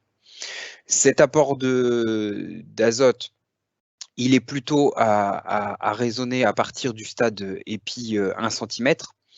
À raisonner aussi plutôt pour des métailles évidemment à dominante céréale. Et comme pour une prairie, un apport tardif va avoir pour effet d'augmenter la teneur en MAT du fourrage. Pour aller un peu plus dans le détail sur cette question de la fertilisation azotée, je vais vous présenter les résultats d'un essai qui a été conduit entre 2019 et 2020 au GDA Centre Nivernais, donc par la Chambre d'agriculture de la Nièvre. Et l'essai avait pour objectif de répondre à la question quelle fertilisation azotée apporter pour assurer le rendement sans pénaliser les légumineuses. Donc cet essai était un essai en bande, sur un sol du type limon argileux. Avant le semis, donc, il a été apporté 20 tonnes de fumier de bovin par hectare pour justement pour répondre aux besoins en phosphore et potasse. Le semis a eu lieu le 25 octobre et les apports ont été faits à partir d'ammonitrate 33,5. Les différentes modalités qui ont été testées, donc c'est aucun apport d'azote sous forme d'ammonitrate, 30 unités d'azote, 45 unités, 60 unités, avec une modalité intermédiaire, mais qu'on ne présentera pas vraiment ici, qui était d'apporter 45 unités d'azote et 35 unités de soufre. Ces apports ont été réalisés donc au stade épi à 1 cm des céréales, donc au 15 mars.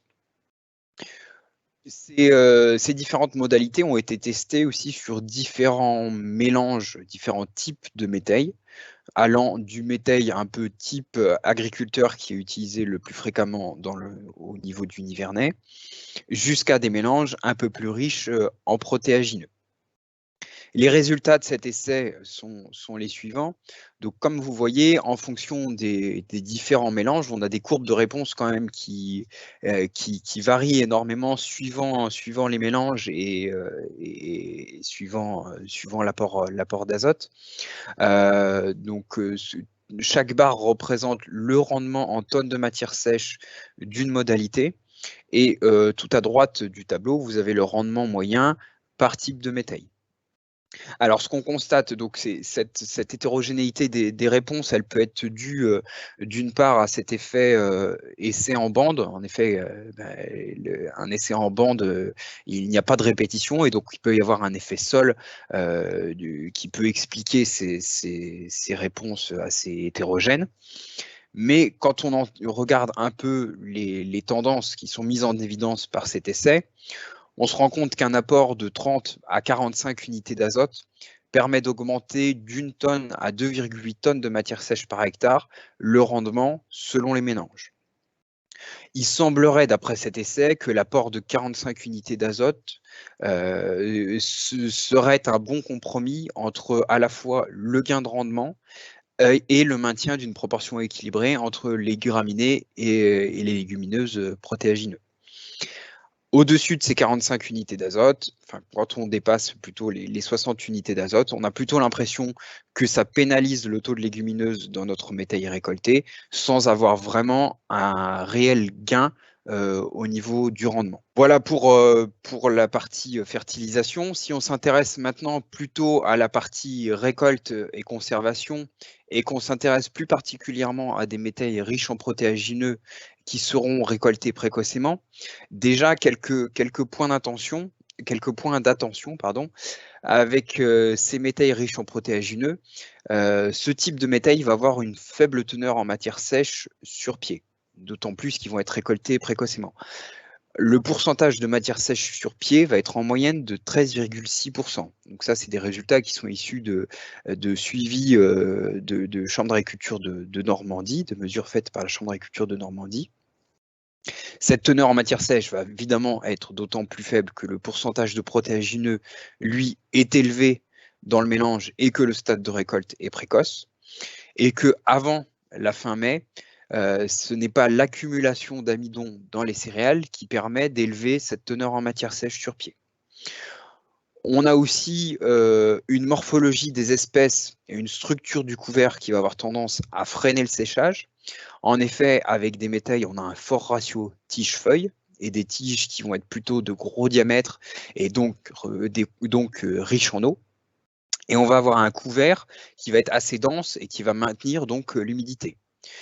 Ça va maintenir l'humidité, les andins vont avoir tendance plutôt à s'affaisser sur eux-mêmes et on ne va pas avoir l'effet chaume qui va permettre de retenir les andins puisque les chaumes de métail sont assez clairsemées et donc elles ne permettent pas de bien retenir les andins au-dessus du sol. Donc avec tout ce que je viens de dire là, on en tire la conclusion qu'il est nécessaire de préfaner au champ ce type de métail récolté précocement.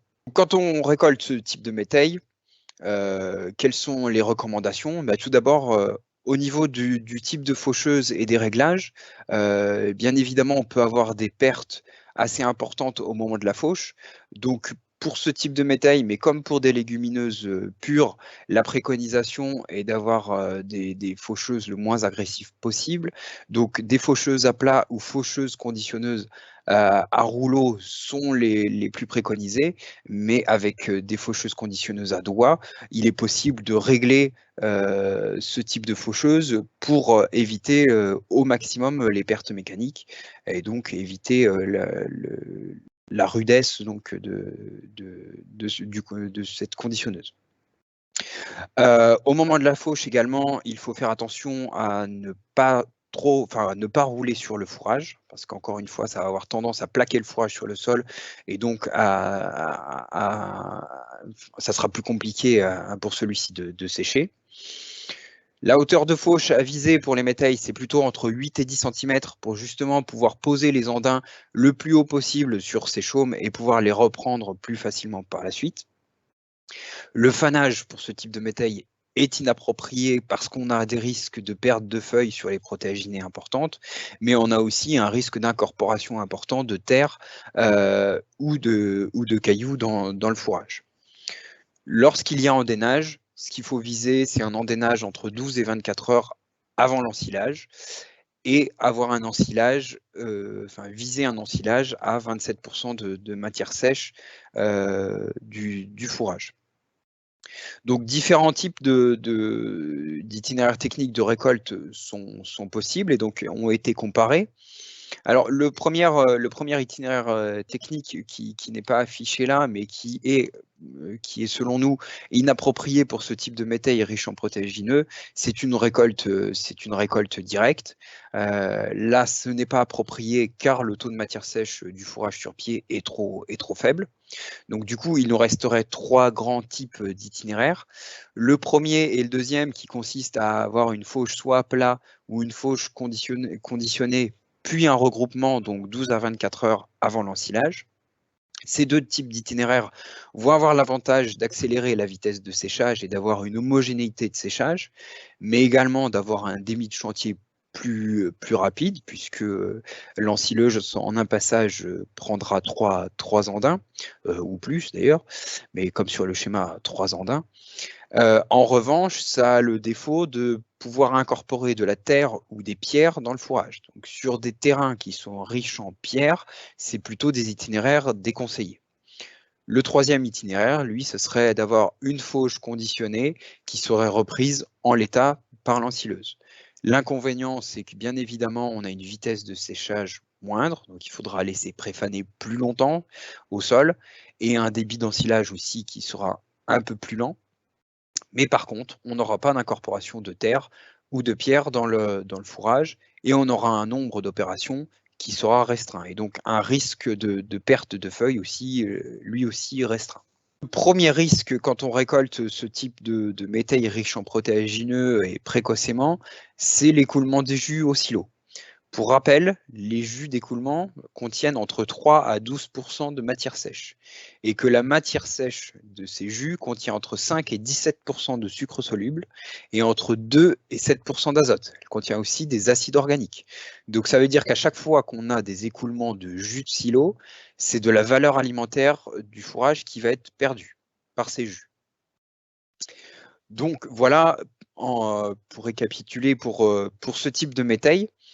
Mais quand on parle d'autres métails plus riches en céréales ou qui vont être récoltés plus tardivement, là, le raisonnement ne va pas être tout à fait le même, puisqu'on va avoir une teneur en matière sèche sur pied un peu plus importante, entre 30 et 35% de matière sèche. Et donc là, cette fois-ci, la coupe directe ou la fauche puis ensilage va être possible. Les préconisations à avoir par contre pour ce type de chantier, c'est qu'il faut hacher finement à l'ensileuse. Il faut à peu près des brins de 2 à 3 cm maximum. Bien tasser le silo pour chasser l'air de celui-ci. En effet, comme je l'ai dit tout à l'heure, on va avoir des tiges qui vont être qui vont être creuses et donc dans lesquelles l'air peut être capté. Donc il est vraiment très important de bien tasser le silo pour chasser toute l'air de celui-ci. Au niveau de la vitesse d'avancement dans le silo, c'est les préconisations un peu générales, 15 cm d'avancement par jour en hiver et 25 cm d'avancement par jour en été. Comme on l'a dit également, une récolte en enrubanage est aussi possible, pas pour un stade vraiment très tardif, laiteux pâteux, mais des stades un peu plus précoces ou intermédiaires.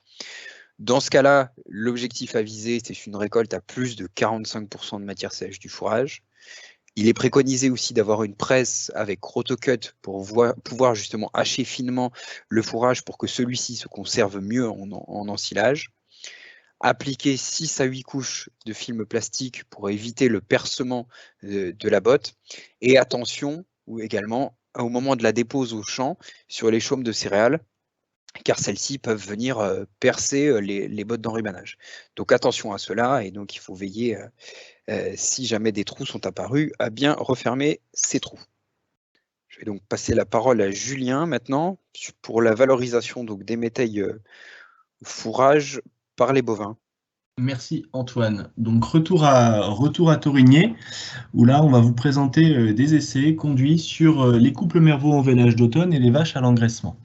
Alors en guise d'introduction et par rapport au constat agronomique qu'on peut faire sur la ferme, pourquoi des ensilages d'associations céréales protéagineux ou des métailles, hein, et ben tout simplement nous pour sécuriser les stocks hivernaux, hein, parce qu'on a cette fameuse sécheresse estivale qui fait que les cultures de printemps c'est quand même très risqué. Et à titre d'illustration, ben, on vous propose ce petit tableau, hein, avec des résultats maïs ensilage qui ont été obtenus à Thorigné les premières années de la ferme, hein. Donc on a fait du maïs pendant 8 ans, avec des rendements moyens autour de 7 tonnes de matière sèche, avec un écart type à 4, et donc un coefficient de variation de 53%, donc des rendements faibles et très variables. Si on regarde les ensilages d'association, hein, qui ont été faits, ben là on a regroupé 15 années de mesures dans des parcelles en vraie grandeur, on a des rendements qui sont supérieurs avec surtout une variabilité beaucoup moins importante et un coefficient de variation de 27%.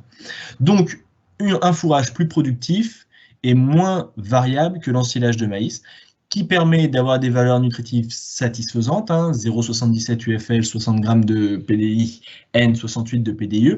Là, on est bien sur un ensilage de métail dit tardif, hein, avec une base triticale issue d'une semence fermière, qui est associée à 15 g par mètre carré de poids, 15 g par mètre carré de vesse, qui en font en fait un fourrage avec un coût de production très modeste. Alors, le premier essai, ça a été un peu de comparer l'utilisation de ce maïs ensilage avec cette... non, nous, on appelle ça le Serpro, hein, mais c'est du métail, un Serpro pour association céréales protéagineux. Donc, premier essai fait sur des couples mervaux en vélage d'automne, aussi répété pendant 3 ans et dans un dispositif, le couple, pardon. Donc c'est un essai qui remonte, hein, ce qu'il a été publié en 2014. Donc une ration témoin, hein, qui correspond un peu aux premières choses qui avaient été faites à Thorigné, donc quasiment 6 kg de matière sèche ensilage de maïs, quasiment 6 kg de foin, qui sont complémentés bien sûr par 1,3 kg brut de févrole autoproduite sur la ferme. Et ceci a été comparé à ces fameux métails, hein, à raison de un peu plus de 6 kg d'ensilage, complémenté aussi avec la même quantité de foin et la même quantité de compléments, mais cette fois-ci avec une proportion moindre de févrole et une part plus importante de triticale poids, parce qu'on est sur un fourrage qui est moins riche d'un point de vue énergétique que l'ensilage de maïs, et donc il a fallu corriger un peu ces UF déficitaires. Donc clairement, on est dans une comparaison iso-complémentation, mais qui n'est pas iso-énergétique, ce qui peut être une limite dans l'interprétation des résultats. Alors on a un coût de la ration par vache et par jour qui est à l'avantage de l'utilisation du métail, et qui permet des performances zootechniques du coup tout à fait comparable à celle de l'utilisation du maïs, hein, donc décroissance des veaux, donc c'est la moyenne mâle et femelle à 1140 grammes par jour, donc en plus, hein, de bonnes performances, une variation de poids des vaches à 0, hein, 8 kg c'est rien, hein, sur des vaches à la reproduction qui ont plutôt un poids autour de 700 kg, 8 kg c'est rien, et en termes de performance de reproduction, des performances équivalentes. Donc, ces résultats, hein, nous ont permis en fait de vraiment faire de ces associations céréales protéagineux un pivot incontournable de nos rations hivernales, parce qu'on s'est rendu compte que sur la catégorie animale qui avait le plus de besoins en hiver, eh ben, son utilisation était très pertinente. Alors ensuite, on a testé plusieurs associations, enfin plusieurs fourrages associés à ces Serpro, donc du coup ces métails. Donc là, le tableau, il n'est pas évident à lire. On va d'abord s'intéresser aux 2 premières colonnes, en vert et en noir, qui correspondent à des essais conduits entre 2015 et 2017, où on a comparé 2 régimes. Le premier, en noir, c'est de l'ensilage d'association céréales protéagineux, qui est complémenté par du foin de luzerne. D'accord, voilà. Et comparé à une autre base fourragère, cette fois-ci en vert, le même ensilage d'association céréales protéagineux qui, cette fois-ci, est comparé à du foin de prairie temporaire. Donc on est sur des rations qui sont derrière corrigées bien sûr en énergie, en protéines, de manière à satisfaire les recommandations INRA, qui correspondent à des besoins qui permettent de fournir aux animaux 9,8 et 9,3 UFL, et un rapport microbien en fait tout à fait équilibré, même favorable, c'est-à-dire qu'on est en azote non limitant sur ces deux régimes. Donc ça a été une première série d'essais conduits pendant 3 ans, toujours sur les couples mervaux en vélage d'automne. Et les 3 années suivantes, on a gardé le, entre guillemets, témoin, c'est un peu le témoin de la ferme, toujours notre association céréales protéagineux, complémentaire du foin de luzerne, qu'on a comparé à une situation en fait où les éleveurs n'étaient pas en mesure de produire de la luzerne sur leur ferme. Donc comparé à ce même ensilage avec l'utilisation de foin de prairie naturel, et cette fois-ci une complémentation uniquement à base de févrole, de manière à satisfaire les recommandations minimales INRA.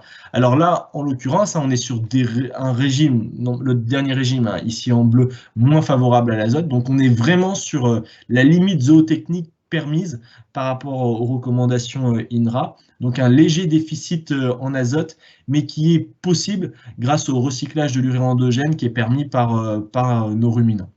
Ce qui fait que du coup, on a des PDI limitants par UFL qui sont aussi inférieurs à 100. Alors en termes de performance zootechnique, qu'est-ce que ces mélanges ils ont donné? Premier élément qu'on regarde à Taurigné, c'est la production laitière des vaches. Alors c'est pas le contrôle laitier qui vient mesurer la production laitière des vaches. Cette production en fait s'estime, c'est une estimation, c'est pas une mesure parfaite, par pesée des veaux avant et après tétée. Et cette mesure, en fait, elle est faite 4 fois pendant l'hiver, de manière à avoir en fait une cinétique d'évolution de la production laitière sur la phase hivernale des animaux. Donc, vous avez sur le graphe un axe du temps qui est représenté en nombre de jours de lactation, et en ordonnée, le niveau de production laitière exprimé du coup en kilos par animal et par jour. Alors, ce qu'on peut dire, c'est qu'on n'a pas d'effet des régimes sur le niveau de production laitière. Alors, ce qu'il faut regarder dans le graphe, c'est comparer les bonnes courbes avec les bonnes courbes. Donc, c'est bien la courbe noire qui a comparé avec la courbe verte. Donc, on voit qu'elle ne diffère pas. Et pareil pour la courbe orange avec la courbe bleue. Parce qu'en fait, ces deux comparaisons permettent en fait d'être tout à fait comparables au niveau des animaux, sachant que ce ne sont pas les mêmes animaux sur les 2 premières courbes que celles sur les 2 dernières courbes. Voilà. Mais du coup, à l'échelle des comparaisons effectuées sur les pas de temps de 3 ans, on n'a pas d'effet régime sur les niveaux de production laitière. Ensuite, les autres observations zootechniques, mesures zootechniques qu'on a fait, c'est cette fois-ci des mesures très précises, des variations de poids et de notes d'état corporel des vaches. Donc sur la première comparaison, le régime en vert et le régime en noir, on a vu que nos vaches avaient perdu un peu de poids, mais c'est non pénalisant sur les performances zootechniques. 15 kg, encore une fois, sur des animaux qui pèsent 700 kg, ça ne représente pas grand-chose. Avec par contre une légère variation de la note d'état corporel de 0,14 points. Donc 0,14, c'est quand même notable, sachant qu'on est sur une échelle en fait qui va de 1 à 5, et en considérant que nos animaux, quand ils sont une note d'état corporel de 3, ils sont bons à aller à l'abattoir. Donc souvent, nous, en début d'essai, sur les vaches en vélage d'automne, les essais qui commencent début octobre, on est sur des vaches qui vont se situer à 1,8, 1,9 de note d'état corporel. Donc là, sur ces deux lots, on a observé une baisse de l'état corporel des animaux.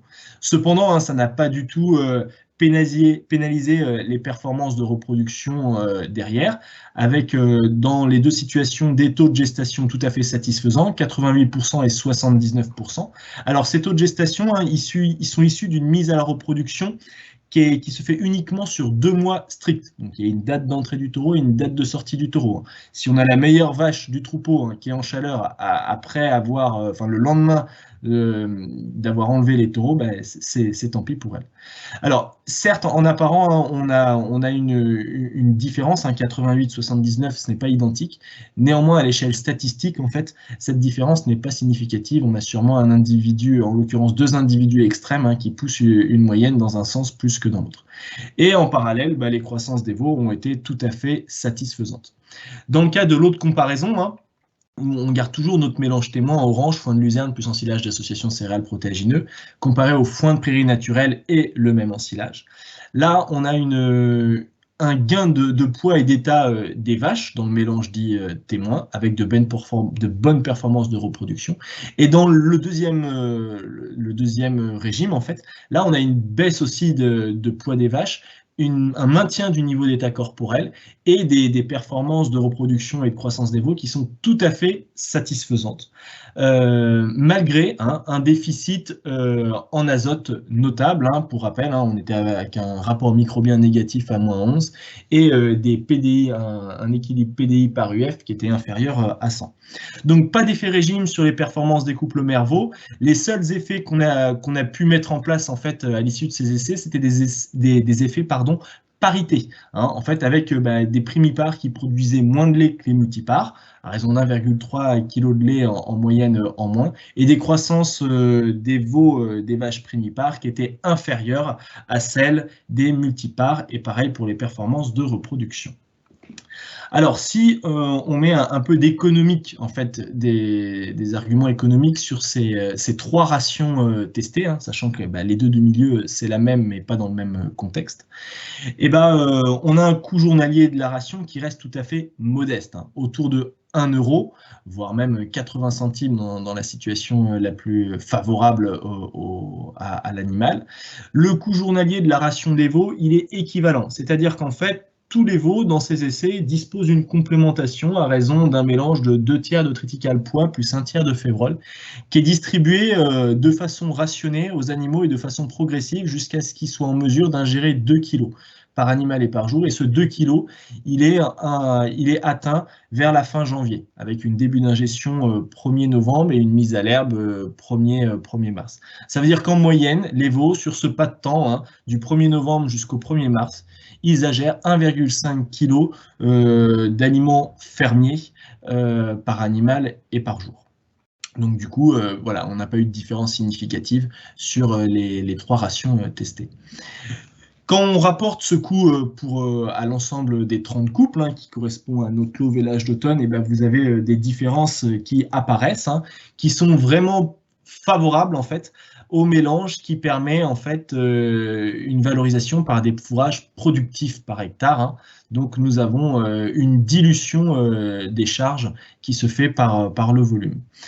C'est intéressant aussi de le convertir en surface consommée, donc là ça va tout à fait dans le sens de ce que je viens de vous dire, avec une meilleure productivité par hectare pour le régime foin de luzerne plus ensilage d'association céréales protéagineux, et une productivité moindre pour le régime à base de foin de prairies naturelles qui s'explique en fait par une faible productivité des prairies naturelles à taurinier.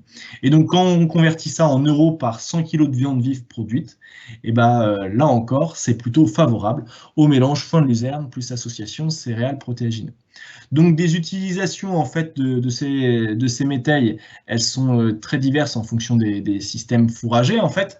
Là on voit bien à travers ces trois exemples de rations que ce fourrage il peut être associé à d'autres fourrages et qu'il y a une stratégie à l'échelle du système, voilà, savoir si on est dans une ferme où la culture de luzerne est favorable à plutôt utiliser telle voie, sachant qu'on sait aussi que c'est possible avec des prairies naturelles ou des prairies à flore variée. Donc là plusieurs solutions existent et c'était l'objectif un peu de cet essai.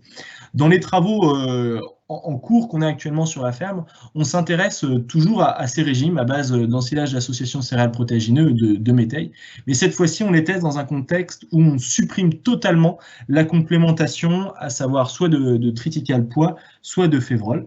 Et là on est en deuxième année d'essai là-dessus et on a des résultats qui sont très intéressants et qu'on sera heureux de vous faire partager l'année prochaine. Alors avant de terminer, un exemple aussi d'utilisation de ces métailles dans le cas de rations d'engraissement. Donc cette fois-ci sur des vaches en finition. Donc à Taurinier, on a un taux de renouvellement du troupeau qui est assez élevé, entre 35 et 40%. Donc du coup, on a des animaux qui arrivent en finition plutôt jeunes, 5 ans en moyenne. Donc voilà, là on a comparé deux régimes, un régime à base de foin de luzerne, complémenté avec du triticale pois, et qui a été comparé à un régime plutôt à base d'ensilage de serpro, de métailles, avec un petit peu de foin de luzerne, 2,7 kg, et une complémentation, cette fois-ci énergétique et protéique, parce que bien sûr, il faut rajouter, la luzerne étant moins importante, on est obligé de ramener un peu de févrole pour équilibrer le mélange. On a des GMQ qui sont tout à fait satisfaisants hein, pour des vaches à l'engraissement, certes un peu plus favorables au régime mixte et qui s'explique tout simplement en fait par une densité énergétique du fourrage qui est plus favorable à ce régime mixte. La luzerne, c'est un fourrage qui est très intéressant, mais qui a un gros défaut, hein, c'est sa valeur énergétique par kilo de matière sèche.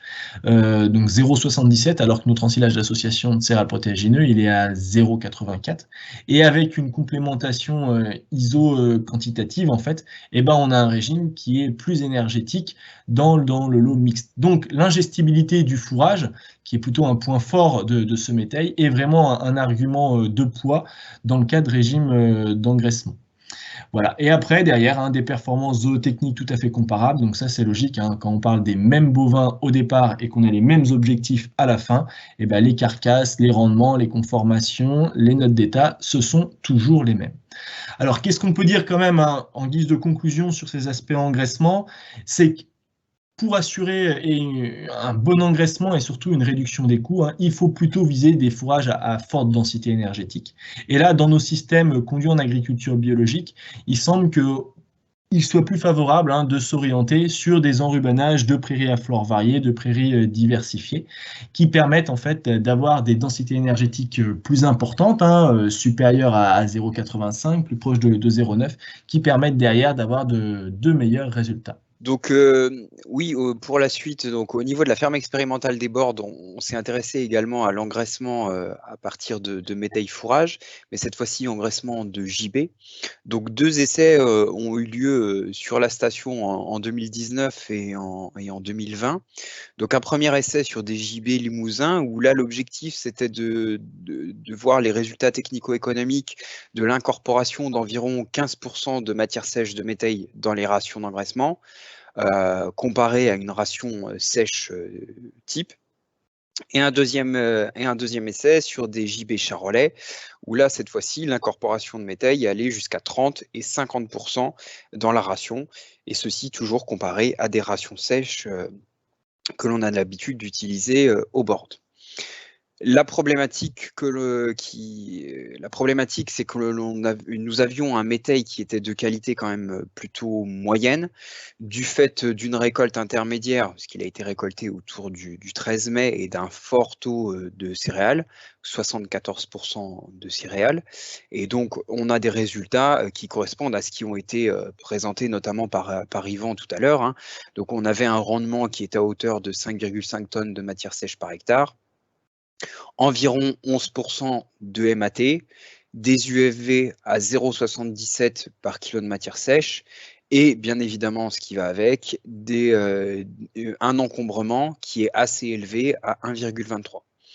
Donc voilà, un métail de qualité, somme toute, très, très moyenne, avec lequel nous avons fait nos essais. Le premier essai donc sur les JB limousins, comme je l'ai dit, donc nous avons testé 3 rations.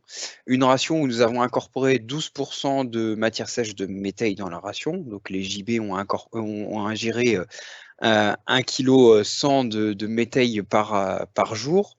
Une autre ration où on montait à 18% de métail dans la ration, donc 1,6 kg de matière sèche par JB par jour, et c'est de l'eau comparée à une ration sèche. L'ensemble de ces rations ont été équilibrées de la même façon pour avoir une densité énergétique à 1 UFV par kilo de matière sèche et une densité protéique à 100 g de PDI par kilo de matière sèche. Donc, nous avons complémenté en blé, en orge et tourteau de colza pour pouvoir répondre à cet objectif de densité énergétique et densité protéique.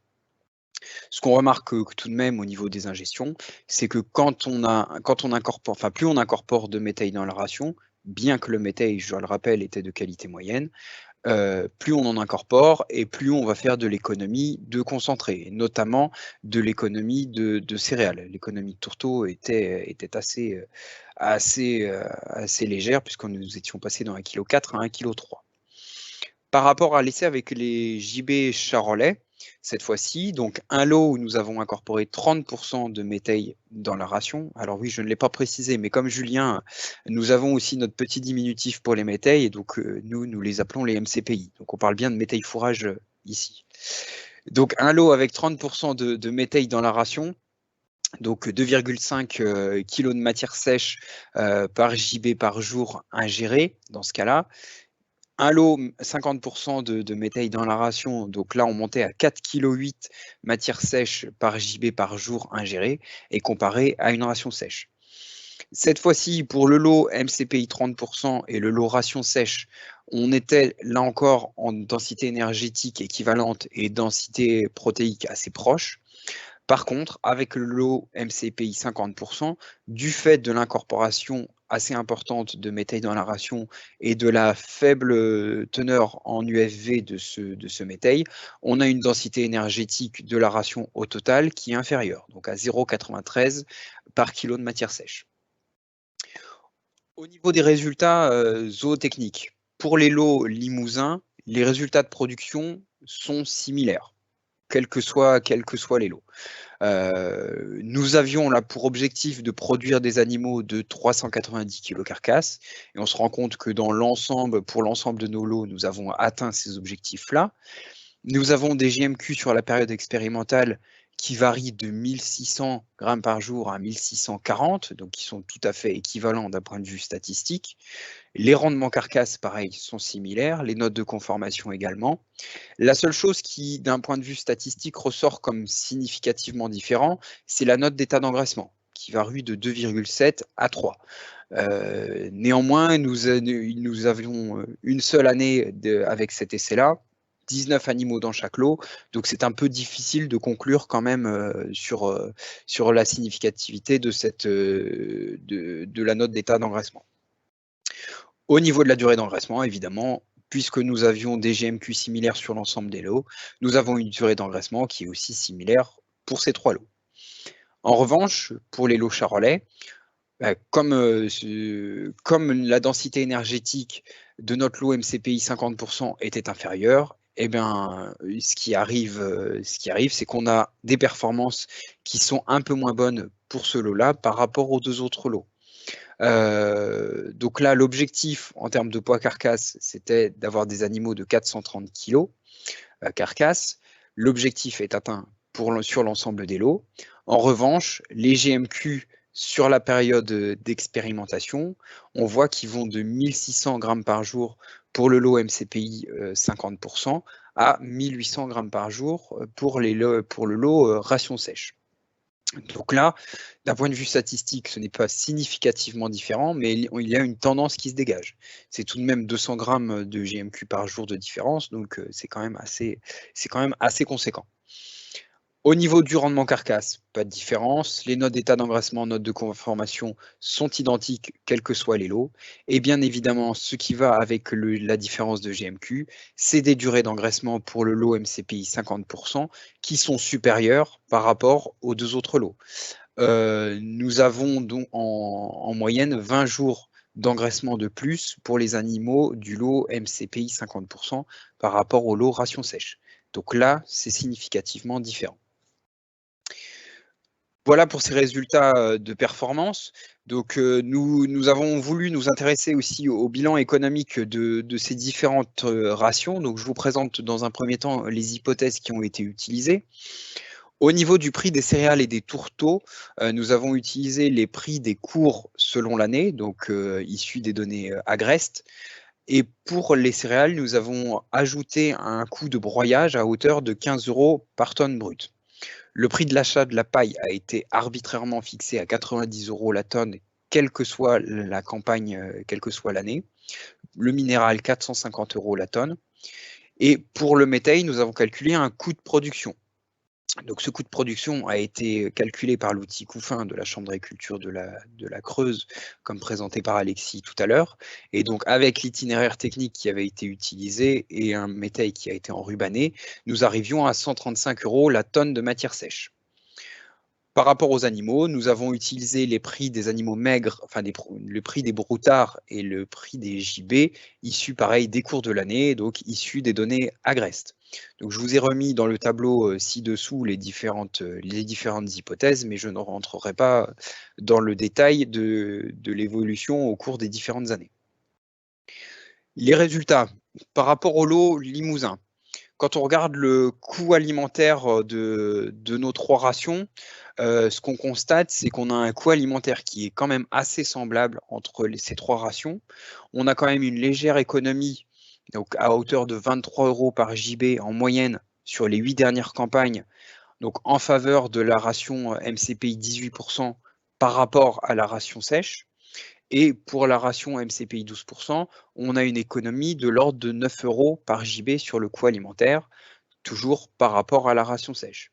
Et donc c'est bien en moyenne de 2013 jusqu'à 2021.